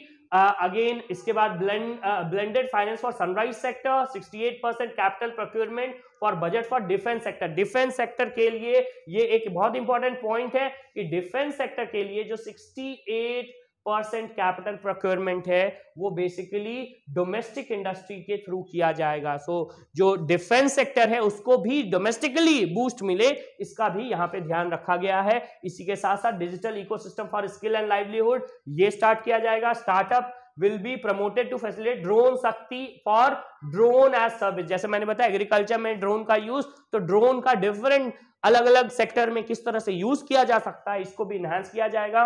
Virtual lab, सारी चीजें जो है, जो वर्चुअल पावर है वो कोरोना में दिखाया गया, तो वर्चुअल लैब्स और virtual basically e skilling labs भी शुरू किए जाएंगे। इसके बाद supportive policy and light touch regulation for promote sunrise sectors. So जो नए सेक्टर्स है, जो उभरते हुए सेक्टर्स है, उसका भी ध्यान रखा गया है। इसके साथ ही साथ हम देखेंगे एक्सेलरेटेड ग्रोथ। सो इंटरलिंकिंग, जो इंपॉर्टेंट पॉइंट्स अभी हमने देखे हैं उसमें से interlinking Udyam, e Shram, NCS and Aseem portal and revamping all the programmes. तो यहाँ पे वो डिटेल में दिया हुआ है। अगर स्किल इनहेंसमेंट की बात करें तो universalization of quality education. Corona pandemic ने ये दिखा दिया है कि जो ये एजुकेशन सेक्टर है वो वनरेबल है, और एजुकेशन सेक्टर को हम क्या कर सकते हैं, इसके एक राइट मिक्स ऑफ जो वर्चुअल एजुकेशन या वर्चुअल स्किल एनहांसिंग स्कीम्स है उसका भी ध्यान रखा जा सकता है। 1 class 1 TV channel programme to be expanded to 200 TV channels to impart supplementary teaching and build resilient mechanism for education delivery. So important है 1 channel 1 TV प्रोग्राम भी किया गया है। वर्चुअल लैब और ई स्किलिंग लैब्स प्रोवाइड किया जाएगा। Digital university और world class quality education जो है प्रोवाइड किया जाएगा। पर्सनलाइज लर्निंग एक्सपीरियंस, कस्टमाइजेशन भी, टीचिंग का कस्टमाइजेशन जो कि क्लास में नहीं हो सकता। अब बेसिकली अगर इसको डिटेल में आप पढ़ेंगे तो इसमें क्या बताया जा रहा है कि देखो क्लासेस में क्या होता है कि सभी बच्चों को साथ में पढ़ना पड़ता है, सभी के जो लर्निंग स्किल्स हैं, एबिलिटीज हैं, आईक्यूज एंड ईक्यूज हैं, अलग अलग है। सो एक कस्टमाइज्ड प्रोग्राम वैसे बच्चों के लिए जो थोड़ा सा पीछे रह जाते हैं, उस तरह से एक कस्टमाइज्ड प्रोग्राम लाया जाएगा कि जिनकी जैसी रिक्वायरमेंट है उस तरह से वो बेसिकली, ये ऑफलाइन सिस्टम में पॉसिबल नहीं है लेकिन ऑनलाइन सिस्टम में ऐसा किया जाएगा। ये विजन जो है इस फ्यूचर बजट के लिए देखा गया है। High quality e content will be delivered through e teachers. So जो ई टीचर्स हैं, डिजिटल टीचर्स हैं, उनके द्वारा हाई क्वालिटी कंटेंट प्रोवाइड किया जाएगा। Promoting continuous skilling avenues.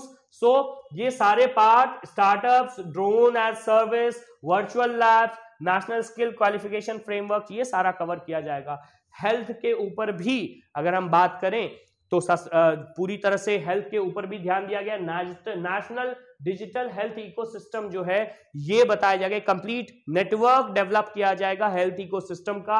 इसके साथ साथ national tele mental health programme जो है, जो निम्हंस है उनके द्वारा ये national tele health mental health programme, in fact ये तब ध्यान गया बिकॉज ऐसा कहा गया है कि कोरोना पैंडेमिक के कारण अलग अलग तरह के जो मेंटल और जिसको हम कह सकते हैं psychological issues, different levels of people, जैसे बच्चे हैं, जैसे बहुत सारे ऐसे लोग हैं जिनका जॉब अभी इस पर्टिकुलर पैंडेमिक में जॉब छूट गया, तो ऐसे लोगों में बहुत तरह के मेंटल एबनॉर्मलिटीज देखने को मिल रही है। इसको ध्यान में रखते हुए national tele mental health programme शुरू किया जाएगा, जिसके द्वारा जो ऐसे काउंसलिंग है, ऐसे काउंसलर्स जो हेल्थ काउंसलर्स हैं उनको प्रोवाइड किया जा सके, और लोग जो बेसिकली इन सारे इश्यूज के ऊपर, जैसे डिप्रेशन एक बहुत बड़ा मेंटल चैलेंज है, डिप्रेशन के ऊपर जो है लोग बात करें, इसको भी इस पर्टिकुलर बजट में इसकी चर्चा की गई है।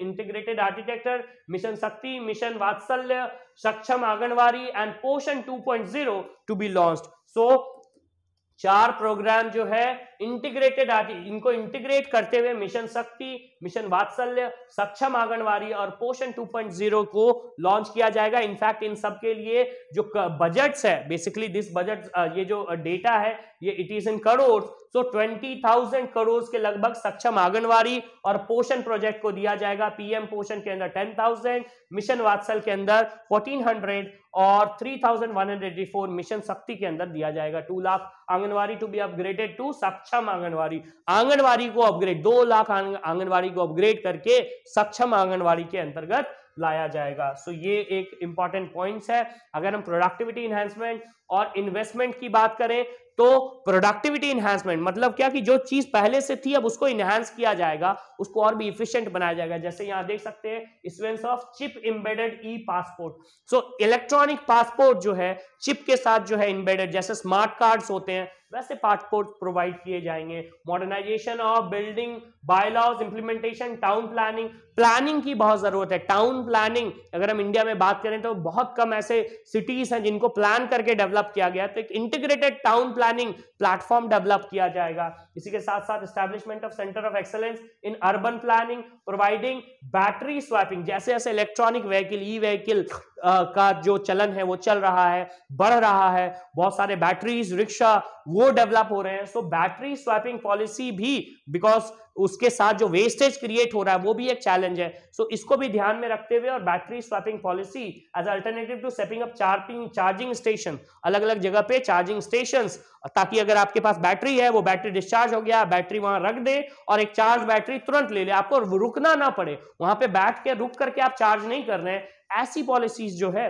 गवर्नमेंट डेवलप करने का सोच रही है। Integration of central state level through IT bridges, central और स्टेट लेवल को इंफॉर्मेशन टेक्नोलॉजी के साथ वेल इंटीग्रेट किया जाए। Unique level parcel identification number for IT based management of land record. So जैसे आधार है वैसे लैंड का भी एक आधार डेवलप होना चाहिए। सो एक यूनिक आइडेंटिफिकेशन नंबर जो है लैंड पार्सल्स के लिए भी डेवलप होने चाहिए। Establishment of CPAs to facilitate voluntary winding up of companies. So जो वाइंडिंग अप है कंपनीज का वो बहुत बड़ा चैलेंज है। अगर कोई कंपनी लॉस में जा रही है और वो अपने काम को बंद करना चाहती है तो CPAs के थ्रू वो इस काम को सुलभता के साथ, आसानी के साथ कर सके। ये भी ईज ऑफ डूइंग बिजनेस में काफी इंपॉर्टेंट, अभी हम देखेंगे।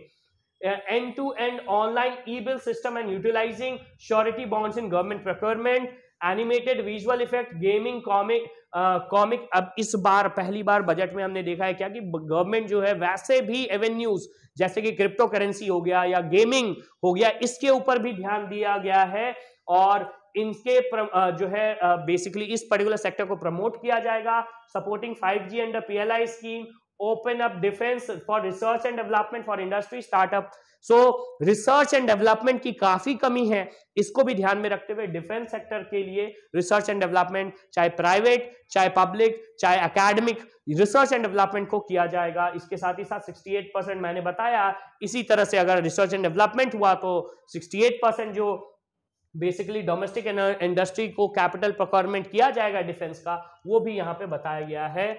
और इसके साथ साथ यहाँ पे union budget allocation for PLI scheme जो है, जो PLI scheme product link incentive scheme है। मतलब क्या कि अगर आप किसी एक पर्टिकुलर प्रोजेक्ट को लिए हैं और उसको अच्छा कर रहे हैं तो आपको इंसेंटिव दिया जाएगा। सो ये PLI स्कीम के अंतर्गत जो है टेलीकॉम एंड नेटवर्क प्रोडक्ट्स को लेकर के 528 जो करोड़ है वो प्रोवाइड किया जाएगा इस पर्टिकुलर स्कीम में। Large scale electronic and IT hardware को 5300 करोड़ और फार्मास्यूटिकल्स को 1629 करोड़ इस PLI स्कीम के अंतर्गत जो है एलोकेट किया जाएगा। सो ये भी एक इंपॉर्टेंट पॉइंट है। अगर हम नॉर्थ ईस्ट की बात करें, अभी तुरंत मैंने बात करी थी वाइब्रेंट विलेज प्रोग्राम क्या है, border village with sparse population, limited connectivity, infrastructure to be covered under vibrant village program. So जो बॉर्डर के जो विलेजेस है उनको कवर किया जाएगा। Additional funding for activities like construction of village infrastructure, तो जो विलेज इंफ्रास्ट्रक्चर है उसको डेवलप किया जाएगा ताकि जो बॉर्डर एरियाज में लोग हैं वो भी बेहतर तरीके से रह सके। और नॉर्थ ईस्ट पे भी ध्यान दिया गया। नॉर्थ ईस्ट में PM देवाइन प्रोग्राम जो है लाया गया है। क्या है ये programme? It is prime minister development initiative for North East region. इसका पूरा नाम है। Initial allocation of ₹1500 crore will be made for 8 project. 8 project के लिए 1500 करोड़ जो है नॉर्थ ईस्टर्न स्टेट्स के लिए प्रोवाइड किए जाएंगे।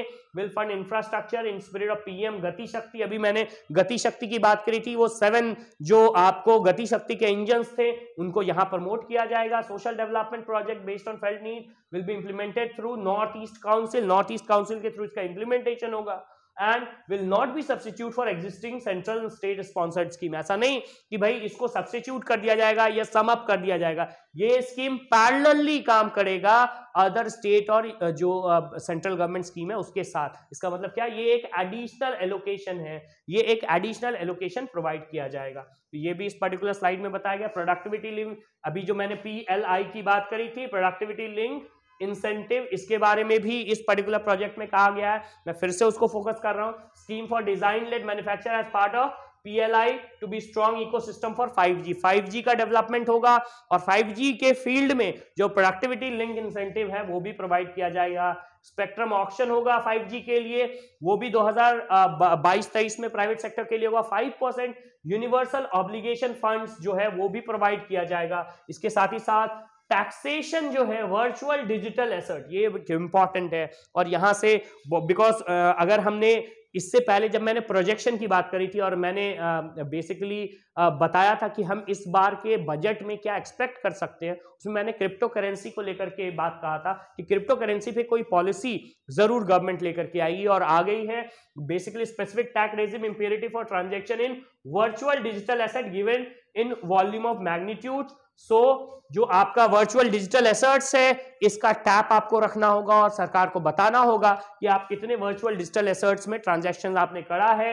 Any income from transfer of any virtual digital assets will be tax at rate of 30%, 30%। अगर आपके पास एक बेसिकली आपके पास बिटकॉइन है और बिटकॉइन आपने 30 लाख रुपए में लिया और वो बढ़ करके 50 लाख रुपया हो गया, तो जो वो 20 लाख है, वो जो 20 लाख आपका डिजिटल एप्रिसिएशन हुआ है, उस एप्रिसिएशन पे 30% के रेट पे आपको टैक्स देना होगा। ये एक इंपॉर्टेंट पॉइंट है। Gift of virtual digital asset is also to be proposed to be tax in hands of recipient. जो रिसीव करेंगे, अगर मेरे पास एक बिटकॉइन है और मैं आपको ट्रांसफर करता हूं, तो आप जब रिसीव करेंगे तो आपको बेसिकली उसके ऊपर आपको टैक्स देना होगा। Loss from transfer of virtual digital asset can not be offset against other income. एक बहुत इंपॉर्टेंट पॉइंट है। यूजुअली क्या होता है कि कुछ ऐसे इनकम होते हैं, जैसे कि अगर सपोज करो आपने किसी एक शेयर में इन्वेस्टमेंट करा और वो शेयर जो है इस साल जो है सपोज करिए कि 100 रुपए माइनस में चला गया, और अगले साल वही शेयर जो है आपको 100 रुपीज का प्रॉफिट दे दिया,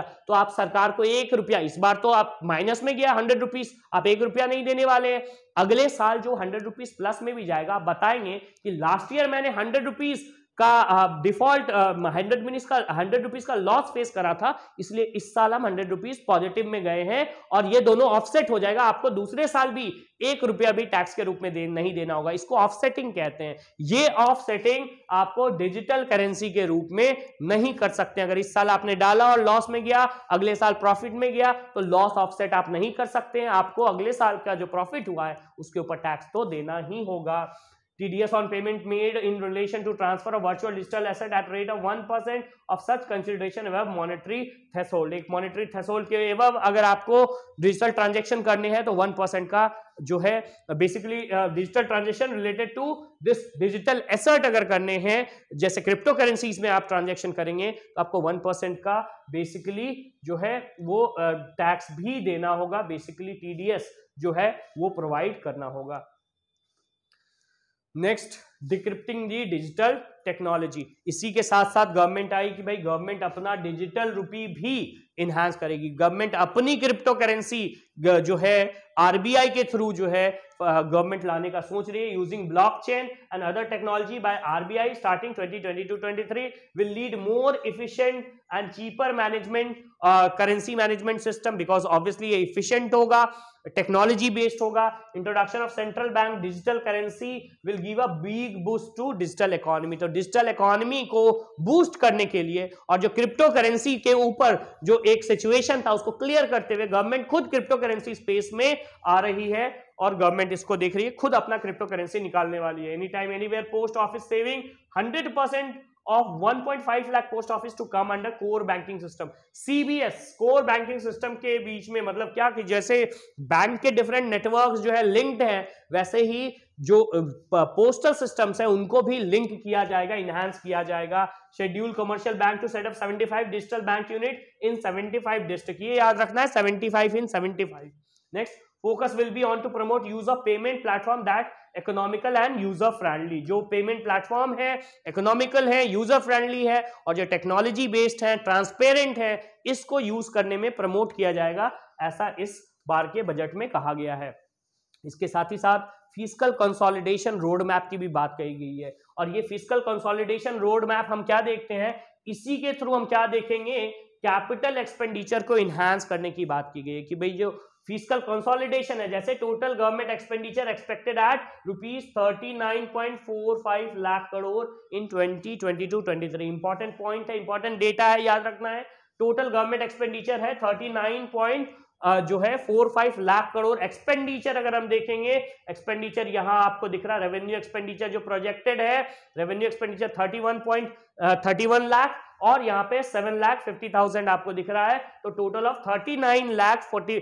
सो आप कैपिटल एक्सपेंडिचर और आपका यहां पे कैपिटल एक्सपेंडिचर और रेवेन्यू एक्सपेंडिचर दोनों को ऐड करेंगे तो टोटल एक्सपेंडिचर गवर्नमेंट का निकल जाता है, वो कितना होने वाला है 39.45 lakh crore. Total receives other than borrowing are estimated to be 22 lakh crore. जो डेटा यहां दिया गया है इसी को ही यहां पे आसानी से समझाया गया है, तो आप इसको इसके साथ इंटर रिलेट कर सकते हैं। Revised fiscal deficit in 2021 is estimated to be 6.9। भाई टारगेट क्या था हमारा 6.8 था, मैंने अभी तुरंत बताया था, इसको 6.9 किया गया है। इंपॉर्टेंट पॉइंट है, fiscal deficit in 2022 to be estimated to be about 6.4%। इस साल के लिए जो अपकमिंग फाइनेंशियल ईयर है 2022-2023 के लिए जो फिस्कल डेफिसिट टारगेट है वो कितना है 6.4% ऑफ द जीडीपी है। इंपॉर्टेंट पॉइंट है, आप इसको ध्यान में रखेंगे।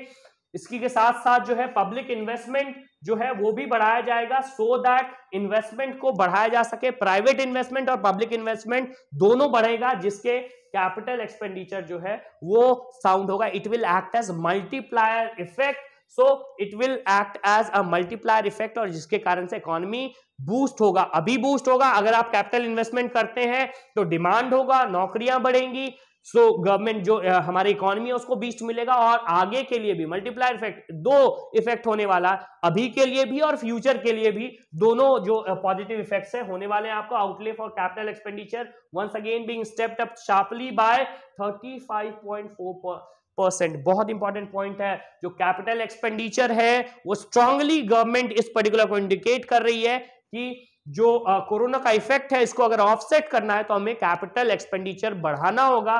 कैपिटल एक्सपेंडिचर को 35.4% से बढ़ा करके ₹5.54 लाख करोड़ जो 2021-22 में था, इसको बढ़ा करके 7.50 लाख करोड़ जो है वो 2022-23 में करेगी। तो कैपिटल एक्सपेंडिचर कितना करेगी, ₹7.50 लाख करोड़ रुपीस। इंपॉर्टेंट है, कितना बढ़ा है, 35.4% का ग्रोथ हुआ है कैपिटल एक्सपेंडिचर में। वेरी वेरी इंपॉर्टेंट पॉइंट है, आप इसको नोट करेंगे। Capex has increased to more than 2.2 times of the expenditure from 2019-20। This outlay of in 2022-23 will be about 2.9% of the GDP. Effective capital expenditure including grant in aid to the state or central government is estimated to be ₹10.68 lakh crore, which is about 4.1% of the GDP. So हम क्या देख रहे हैं, जो capital expenditure, effective capital expenditure, मैंने अभी बताया था इफेक्टिव कैपिटल एक्सपेंडिचर में एक तो सेंट्रल गवर्नमेंट जो कैपिटल एक्सपेंडिचर कर रही है, इसके साथ साथ जो ग्रांट इन एड प्रोवाइड कर रही है, वो जो कैपिटल एक्सपेंडिचर स्टेट गवर्नमेंट कर रही है, उस दोनों को ऐड कर दिया जाए तो हमें इफेक्टिव कैपिटल एक्सपेंडिचर जो है निकल जाता है, और वो जो है 10.68 लाख करोड़ है, which is about 4.1% of the GDP, which again is very healthy. Now 360 degree coverage. Now why 360 degree coverage, क्योंकि हम क्या देख रहे हैं, डिफरेंट सेक्टर्स में गवर्नमेंट जो है बहुत ही एक बहुत थिन बैलेंस जो है लेने की कोशिश कर रही है। मतलब डिफेंस सेक्टर को भी देखेंगे हम, डिफेंस सेक्टर के साथ साथ हम एनवायरनमेंट को भी ध्यान में रखेंगे, और इसीलिए एक वाइड परव्यू जो है गवर्नमेंट कवर कर रही है। हम देखेंगे आत्मनिर्भर इन डिफेंस किया जा रहा है, जैसे 68% कैपिटल प्रोक्योरमेंट, अभी तुरंत मैंने बात करी थी। रिसर्च एंड डेवलपमेंट किया जाएगा, और ये रिसर्च एंड डेवलपमेंट में प्राइवेट इंडस्ट्री को भी प्रमोट किया जाएगा, और इसी के साथ साथ independent nodal umbrella body to be set for wide ranging testing and certification requirement. ये जो डिजिटल और ये जो डिफेंस इक्विपमेंट्स बनाए जाएंगे, इसकी टेस्टिंग और इसका सर्टिफिकेशन जो है करने के लिए अथॉरिटीज बनाए जाएंगे, ये बात भी यहाँ पे कही गई है। इसके साथ साथ बिल्डिंग ग्रीनर फ्यूचर, और जैसा हमारे गवर्नमेंट ने और जो पीएम मोदी हमेशा इंटरनेशनल फोरम में कहते हैं, सो इसको भी ध्यान में रखा गया है। PM Modi low carbon development strategy को किया जाएगा, और इसके लिए allocation of ₹19,500 crore for product link incentive for solar efficient solar modules. So product link incentive में लगभग 19,500 करोड़, वेरी इंपॉर्टेंट पॉइंट है, किसके लिए डाला जाएगा, इस पीएलआई स्कीम के अंतर्गत आपको इफिशिएंट सोलर मॉड्यूल के अंदर डाला जाएगा। अगर आप इस क्षेत्र में काम करते हैं और आप बेसिकली कुछ ऐसा प्रोडक्ट बनाते हैं जिससे सोलर जो एनर्जी है उसका यूटिलाइजेशन का इन्हांसमेंट होता है, तो आप इससे बेनिफिट पा सकते हैं। इसी के साथ साथ आपको transition to circular economy to help productivity enhancement and create new business and jobs, battery swapping policy, green bonds और केमिकल फ्री नेचुरल फार्मिंग को प्रमोट किया जाएगा, ताकि बिल्डिंग अ ग्रीनर फ्यूचर का जो सपना है वो पूरा हो सके। नाउ इसके बाद हम फाइनेंसिंग ऑफ द इन्वेस्टमेंट देखेंगे, भाई इतना इन्वेस्टमेंट किया जाएगा, इन्वेस्टमेंट आएगा कहां से, पैसा कहां से आएगा, ये भी बात यहां पे है। सो सबसे पहले हम इंसेंटिवाइजिंग इन्वेस्टमेंट इन गिफ्ट सिटीज, सबसे पहले तो हम इन्वेस्टमेंट को प्रमोट करेंगे प्राइवेट प्लेयर्स के भी और इंटरनेशनल प्लेयर्स के भी, ताकि वो आए और इन्वेस्टमेंट करें। गिफ्ट सिटी गांधीनगर में है, आपको पता गुजरात में है। World class foreign university and institution will be allowed in gift city for offering course in numerous subject facilitated available at high and human resources. So gift city में जो है वर्ल्ड क्लास यूनिवर्सिटी को promote किया जाएगा ताकि वहां पे आए और इसको basically high and human resource जो है डेवलपमेंट किया जा सके। इसके साथ international arbitration centre in gift city for timely settlement of dispute under international justifications. So international arbitration centre, दो कंपनीज है एक्स एंड वाई, इसके बीच में कोई इश्यूज हो गया, इंटरनेशनल अब चूंकि ग्लोबल वर्ल्ड है तो कई बार ऐसा होता है, तो एक आर्बिट्रेशन सेंटर ताकि वहां पे बैठ करके इन इशू को सॉल्व किया जा सके, गिफ्ट सिटी पे बनाया जाएगा। Service for global capital sustainment and climate finance country to be facilitated, tax exemption of income earned by non resident subject to specific condition. So promote किया जाएगा और इससे इन्वेस्टमेंट, बिकॉज अगर टैक्स एग्जम्पशन देंगे तो जो बाहर के लोग हैं आकर के इन्वेस्टमेंट करेंगे, जो हमारे नॉन रेसिडेंट है वो इन्वेस्टमेंट करेंगे। सो ये एक टारगेट जो है गिफ्ट सिटी को लेकर के है। इसके साथ ही साथ इनोवेटिव फाइनेंसिंग के थ्रू भी जो रिसोर्स है उसको मोबिलाइज किया जाएगा, ग्रीन बॉन्ड्स डेवलप किए जाएंगे। इंफ्रास्ट्रक्चर के लिए गवर्नमेंट ग्रीन बॉन्ड्स इशू करेगी और इंफ्रास्ट्रक्चर के लिए ऐसे बॉन्ड को लाएगी। इसके साथ ही साथ expert committee will be set up for holistic examination of regulatory hurdles for facilitating private equity and venture Capitals. इसी के साथ साथ गवर्नमेंट बैक थीमेटिक फंड्स भी निकाले जाएंगे। तो डिफरेंट, जैसे ग्रीन फंड ग्रीन बॉन्ड्स है वैसे डिफरेंट थीमेटिक फंड्स निकाले जाएंगे जिसको इशू कर करके आप मार्केट से पैसा ले सकते हैं, लेकिन वो जो इनोवेटिव फाइनेंसिंग होगी वो रेगुलेटेड होगी गवर्नमेंट के डिफरेंट मैकेनिज्म के द्वारा, जैसे like climate action, deep technology, pharma, agriculture technology, इन सारे क्षेत्र में आप गवर्नमेंट बैक थीमेटिक फंड्स जो है ला सकते हैं। इसकी भी बात की गई। Infrastructure status for data centres and energy storage system, because अभी data and the big data is a big thing. इसको ध्यान में रखते हुए जो डेटा है, डेटा सेंटर्स और एनर्जी स्टोरेज सेंटर्स भी डेवलप किया जाएगा। इसी के साथ साथ अगर हम देखेंगे इन्वेस्टमेंट की, तो कैपिटल एक्सपेंडिचर, जैसा मैंने बताया है, कैपिटल एक्सपेंडिचर बढ़ा है और ये कैपिटल एक्सपेंडिचर डिजिटल रूपी जो बेसिकली आरबीआई के द्वारा लाया जाएगा, इसमें भी ये रिफ्लेक्ट करेगा। ग्रीन बॉन्ड तो आएगा ही आएगा। Infrastructure status for data services, measure to aid investment by venture capital and जो सनराइज सेक्टर्स है उसको भी इस particular financing of the investment में प्रमोट किया जाएगा। नेक्स्ट स्लाइड देखते हैं, रिसोर्स टू स्टेट। सो मैंने बताया कि स्टेट को जो फंड्स है, बिकॉज अब सेंटर जो है स्टेट को फंड ट्रांसफर कर रही है और दिखाया क्या जा रहा है कि देखिए कॉन्टिन्यूसली जो फंड है रिसोर्स ट्रांसफर टू स्टेट्स और यूनियन टेरिटरी है उसको बढ़ाया गया है। लास्ट ईयर में जो रिवाइज एस्टिमेट है वो 16.03% का 03 लाख करोड़ का है, जिसको बढ़ा करके 16.12 लाख करोड़ जो है इस बार के बजटरी एस्टिमेट्स में दिखाया गया है, जो कि अपकमिंग फाइनेंशियल ईयर में प्रोजेक्टेड है। कोऑपरेटिव फेडरलिज्म भी प्रमोट किया जाएगा। Enhance outlay for scheme for financial assistance to state for capital investment. So अगर स्टेट कैपिटल इन्वेस्टमेंट करना चाहते हैं तो उनको फाइनेंशियल असिस्टेंट किया जाएगा, जिसको बढ़ा करके 10,000 करोड़ से 15,000 करोड़ तक ले गया है। Allocation of 1 lakh crore assistant to state in catalysing PM Gati Shakti. So जो गति शक्ति स्कीम है ये बेसिकली सेंट्रल गवर्नमेंट तो स्टेट में ही लाएगी, तो स्टेट गवर्नमेंट को इस गति शक्ति स्कीम में इनकॉर्पोरेट करने के लिए जो सेंट्रल गवर्नमेंट है एक इनहैंस आउटले ₹1 लाख करोड़ का असिस्टेंट प्रोवाइड करेगी। और इसी के साथ साथ for 2022-23 states will be allowed a fiscal deficit of 4% of GDP which was 0.5% will be tied to power reform. So जो GSDP है, जो ग्रॉस स्टेट डोमेस्टिक प्रोडक्ट है, जो स्टेट गवर्नमेंट है वो लगभग अपने GSDP का 4% जो है वो फिस्कल डेफिसिट कर सकती है। ये एक स्ट्रक्चर प्रोवाइड किया, आउटले प्रोवाइड किया गया है जिसमें से लगभग 0.5% जो है वो पावर रिफॉर्म है। जो इलेक्ट्रिसिटी है, जो बिजली है, उसमें जो डिस्ट्रीब्यूशन है, जो ट्रांसपोर्टेशन है, इसको इनहांस करने के लिए ये जो फिस्कल डेफिसिट है 4% का, इसमें देखो 3.5 तो आप फ्री है, आप डिफरेंट पॉलिसीज इंप्लीमेंटेशन और डिफरेंट आपके एक्सपेंडिचर के कारण जो है आप उसमें खर्च कर सकते हैं, लेकिन 0.5% जो है आपका पावर रिफॉर्म होना चाहिए। तो ये भी एक इंफ्रास्ट्रक्चर को बूस्ट मिलेगा, ये भी बेसिकली कोऑपरेटिव फेडरलिज्म के थ्रू बताया गया है।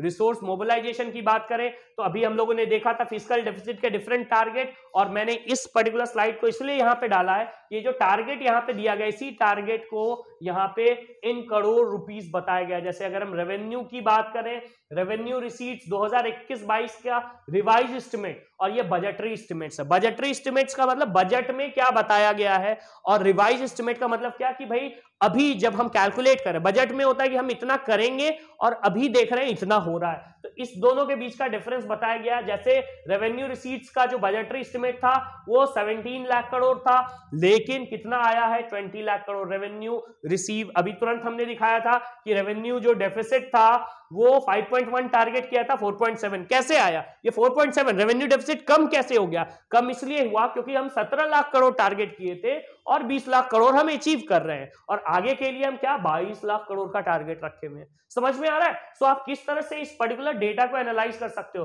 अगर हम टोटल एक्सपेंडिचर की बात करें तो 34 लाख करोड़ का एक्सपेंडिचर हम लोगों ने एनालाइज करा था, लेकिन हमने एक्सपेंडिचर कितना करा देखो, समझ में आएगा आपको फिस्कल डेफिसिट कहां से आ रहा है। भाई टोटल एक्सपेंडिचर, पूरा खर्चा कितना गवर्नमेंट का होना है, 34 लाख करोड़ के अबाउट 34 लाख करोड़ जो है वो हम लोगों ने बजटरी एस्टिमेट में, तो लास्ट ईयर जो बजट था उसमें हमने क्या बताया था कि भाई 34 लाख करोड़ जो है वो हमारा खर्च होगा। खर्च कितना हुआ? 34 नहीं हुआ, खर्च हुआ 37 लाख करोड़, और ये जो गैप था, यही गैप जो है बेसिकली फिस्कल डेफिसिट के रूप में जाना जाता है। तो आप देखिए ये गैप बढ़ गया, तो यही गैप जो है वो फिस्कल डेफिसिट, ये गैप और बढ़ता, लेकिन हमने क्या देखा, जो आपका रेवेन्यू रिसीट्स है और कैपिटल रिसीट्स है, फिस्कल डेफिसिट हमने टारगेट करा था 6.8 6.9 है। क्यों है? क्योंकि हमारा रेवेन्यू कलेक्शन अच्छा आया तो वो ऑफसेट कर गया। तो ये यहां पे दिख रहा है, इसीलिए मैंने ये पर्टिकुलर जो है स्लाइड यहां पे डाला है।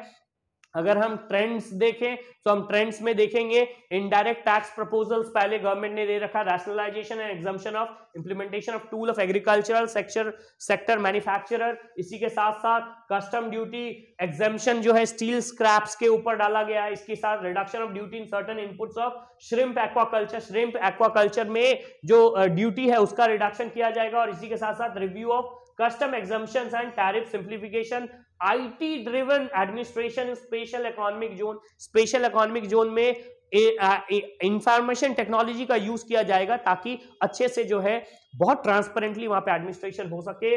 Phasing out of concessional rate in capital goods and projects, import gradually and applying moderately tariff of 7.5%। so एक सिंगल टैरिफ गवर्नमेंट ने अलग अलग सेक्टर्स में होता था, गवर्नमेंट ने बोला एक मॉडरेट टैरिफ ऑफ 7.5% जो है हम डालने वाले हैं। Unblended fuel to attract additional differential excise duty, 2% का एक्साइज ड्यूटी जो है अनब्लेंडेड जो फ्यूल्स है उसको लेकर के गवर्नमेंट ने बताया है। Custom duty rates to calibrate to provide graded rate structural facilitate domestic electronic manufacturing. अगर हम टैक्स कलेक्शन देखें, ग्रॉस रेसिपिएंट रिवाइज एस्टिमेट देखें और बजटरी एस्टिमेट हम 2022-23 का देखें, तो ग्रॉस टैक्स रिसीट जो है वो 10% ऑफ द जीडीपी का टारगेट रखा गया है। एग्जैक्ट करें तो 2022-23 के लिए, अपकमिंग ईयर के लिए टोटल टैक्स कलेक्शन जीडीपी का 10.7% है, और अगर हम रिवाइज एस्टिमेट देखें, टारगेट था हमारा 9.9, लास्ट बजट में हमने टारगेट किया था 9.9, अचीव करा 10.8, इसीलिए आपने देखा टैक्स कलेक्शन अच्छा हुआ, और इसीलिए इस बार हमने 10.7 बेसिकली, ये 10.7 क्यों? Fiscal stimulus. इस बार 10.8 हमने अचीव करा, ग्रॉस टैक्स रिसीट 10.7 हम दे रहे हैं, ताकि जो थोड़ा पैसा है, थोड़ा टैक्स रिजम्पशन है दिया जाए ताकि इकोनॉमी बूस्ट हो सके।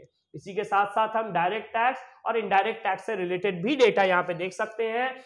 इसी के साथ साथ गवर्नमेंट लास्टली एक और भी प्रोग्राम लेकर के आ रही है जिसको ऑनरिंग दी ऑनेस्ट टैक्स पेयर। वैसे टैक्स पेयर जो ऑनेस्टली अपना टैक्स पेमेंट किए हैं उनको तो कुछ नहीं, लेकिन अगर कई बार सपोज करो आपका इनकम 15 लाख रुपए है और आपने 7 लाख ही बताया है, तो गवर्नमेंट आपको फिर से एक मौका देती है कि आप जाइए और फिर से अपना जो टैक्स है उसको रिवाइज कीजिए और टैक्स भर दीजिए। So allowing taxpayer to file updated return within 2 years and correcting error to enable voluntary compliance. 2 साल के अंदर आप अपने रिटर्न को अपडेट कर सकते हैं और अपने जो बाकी जो अमाउंट में टैक्स बनता है उसको आप दे सकते हैं। Tax relief to person with disability, तो जो पर्सन विद डिसेबिलिटीज है उनको टैक्स रिलीफ दिया जाएगा। Reducing alternative minimum tax rate from 18.5 to 15% and surcharge of cooperative from 12 to 7%। सो 12% जो कोऑपरेटिव पे सरचार्ज लगता था उसको घटा करके 7% हो गया है। ये भी यहाँ पे तो अगर ओवरऑल टैक्स कलेक्शन हम देखें कोऑपरेटिव का तो वो 15% का जो लिमिट है उसको ब्रीच नहीं करेगा। जब 12% था तो वो 18% के आसपास जो ओवरऑल टैक्स आपका कोऑपरेटिव का है वो चल जाता था, लेकिन अब वो चूंकि 12% से 7% हो गया तो it is never going to breach 15%, which is again going to be very healthy for promotion of various cooperative. Better litigation management for repetitive appraisal by department, extending period of incorporation of eligible startup, providing tax incentive.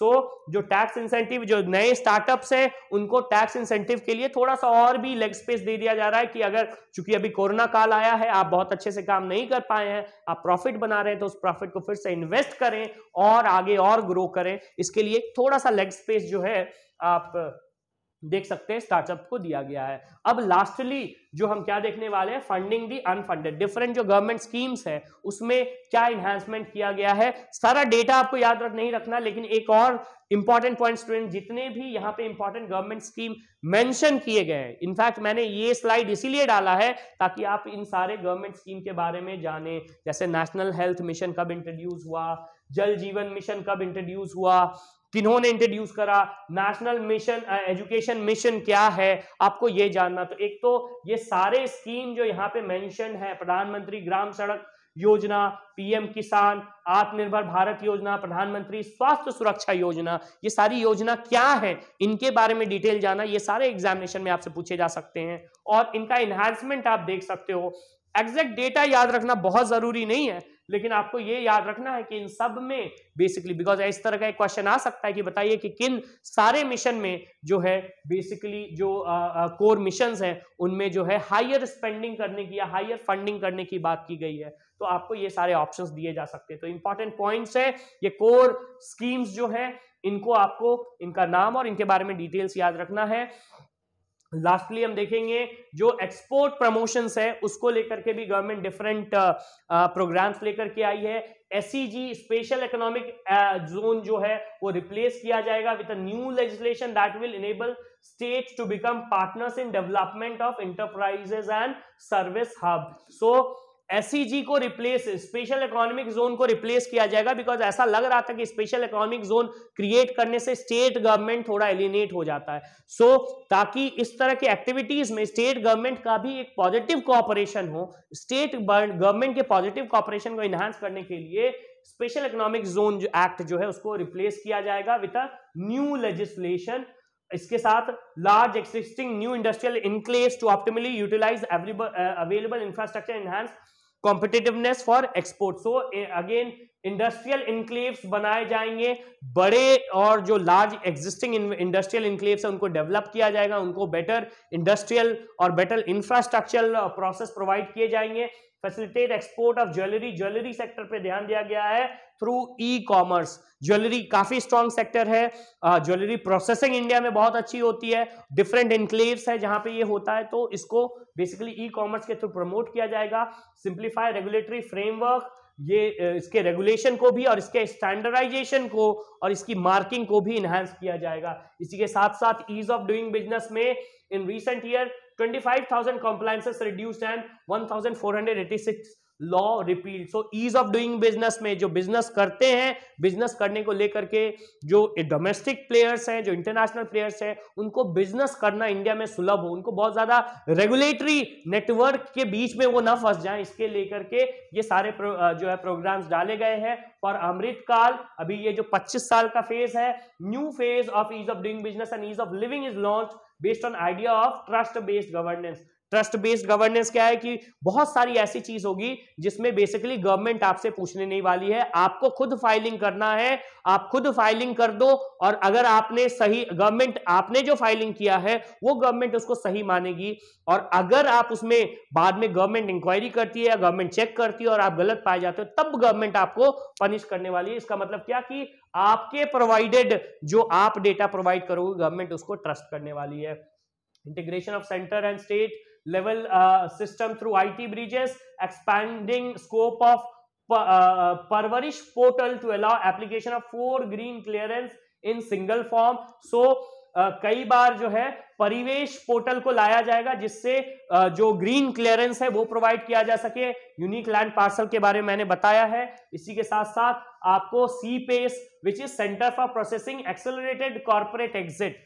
सो जो corporate exits है, जो वैसे corporate players हैं जो exit करना चाहते हैं business को, वो CPACE के थ्रू एग्जिट कर सकेंगे, जिसमें 6 मंथ का कम से कम 6 मंथ से भी कम में जो है वो एग्जिट कर सके, फैसिलिटेट इसको किया जाएगा। End to end online e billing system लाया जाएगा, न्यू गवर्नमेंट प्रोक्योरमेंट और पेमेंट किया जाएगा बेसिकली, और इसी के साथ साथ जो है different chip embedded passport schemes भी जो मैंने बताया वो लाया जाएगा। लास्टली अगर हम बात करें तो transition to carbon neutral economy, ecology को लेकर के भी एक काफी इंपॉर्टेंट सेक्शन रहा है, और इकोलॉजी इन्वायरमेंट का भी ध्यान इसमें रखा गया है, और कहा गया है कि ये जो पूरा बजट है उसका फोकस इन्वायरमेंट को प्रिजर्व करना भी रहा, और ये राइट फ्रॉम बजट की पेशकश के साथ, डिजिटल बजट को पेश करने के साथ साथ क्या carbon neutral economy allocation of 19,500 crore for propose production PLI scheme जो मैंने बताया था, जो हाईली एफिशिएंट